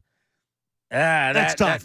Golden State's good at home, and then you go to Phoenix, which is still a very good team, and Booker's playing tremendously. And then 2 nights later, you finish it out in Denver, the best team in the West, and all this MVP talk, I'm sure will hype up both of those guys. So that's a tough little 3-game stretch, 4-game when you include Chicago also. But look, the Sixers are playing the best basketball in the NBA right now. Sixers are going to play, Pat, 3 games in 4 days in 3 time zones. And Kate and Alla were pointing this out the other night, and I saw another thing that I stole off NBA.com. No other team in the NBA has that this year. Well, that's 3 games. 3 games in 3 time zones over a 4-day period. That's the arena deal that we talk about. It is. They're third in the pecking order, so they get the crappy schedule. I mean, today I feel like this year, and Bob can correct me if I'm wrong, it's really been highlighted how poorly their schedule is laid out for them. Yeah, and it was it's really bad. It was one of the leads in the story that I read this weekend about how they're third in the depth chart when it comes to Comcast, being able to give out schedules. For the rest of this season, 12 games left, the Sixers don't have more than one day off in between games for the rest of the schedule. And they got 2 back-to-backs. Yeah. Yeah, which just isn't tough. Which isn't really right. Now, the one thing is, though, if I remember correctly, and I had to pull it up here, and look, last year I felt like they were at home a lot in March. And last year they started with, they had 2 games at home, 1 on the road, 2 games at home, 1 on the road, 2 games at home, 1 on the road, 3 games at home. So they played a lot. Last year they were a little more, especially early March, was a little more home friendly. Yeah. So I don't understand why it doesn't balance out more. You know what I mean? It's like why being they don't third get on the a break. list. Yeah, really concerts and all of those things. And it's your boy ice Bruce shows. Springsteen. Are you he blaming screwed Bruce? him out of a home game. Yeah. You going to blame Bruce? You going to stand up against it? Absolutely. Are you and John Clark going to finally call him out? Pat, what do you John think? Clark the other night. Looks good. I don't think he does look great. I don't think that they'll ever say anything bad about Bruce. You think John's part of the Springsteen Illuminati? Well, we know Absolutely. We know. Oh, he's more. He makes me look like an amateur. He's connected Yeah. in the Illuminati. He's all there. So great time. It's important to believe in something. Whether it be religion. Is that your words of wisdom to end the day? A religion, a country, or a Bruce Springsteen? There you go. I believe in you, Pat. We love you. Yeah, we got that going on. Hey, we also love Cousin Chunas. And their show's coming your way next. I believe young Ray Dunn in. That is today. correct. The Chunas is not in today. Uh-oh. What's up with these guys taking days off, Coach? Good for them. Good for them. Hey, support life-saving cancer research. Join us and our generous partners, Win Donation, and make a donation today to the AACR, the American Association for Cancer Research. Do it today at 97.5thefanatic.com/AACR because cancer research saves lives. We will be back tomorrow, hopefully talking about the Sixers' 9th win in a row, and something tells me the Eagles do something. We'll get to it then. Thanks for joining us today. Cuz Radio comes your way next. Make it a great Tuesday, everybody. Look, if you're a business owner and you got 5 or more employees, I've been telling you about this, and I don't want you to miss out. If over the COVID lockdowns, you were having supply chain issues,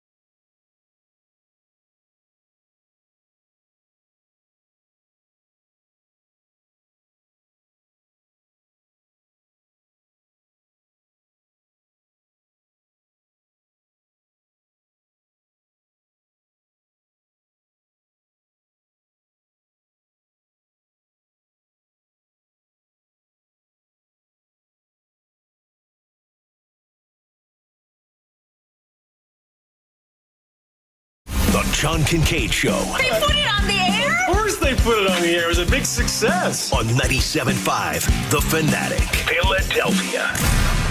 Yo, Philadelphia, Anthony Gargano here with Spring Garden Lending's president, Andy Racklin. Good to be back, Anthony. Listen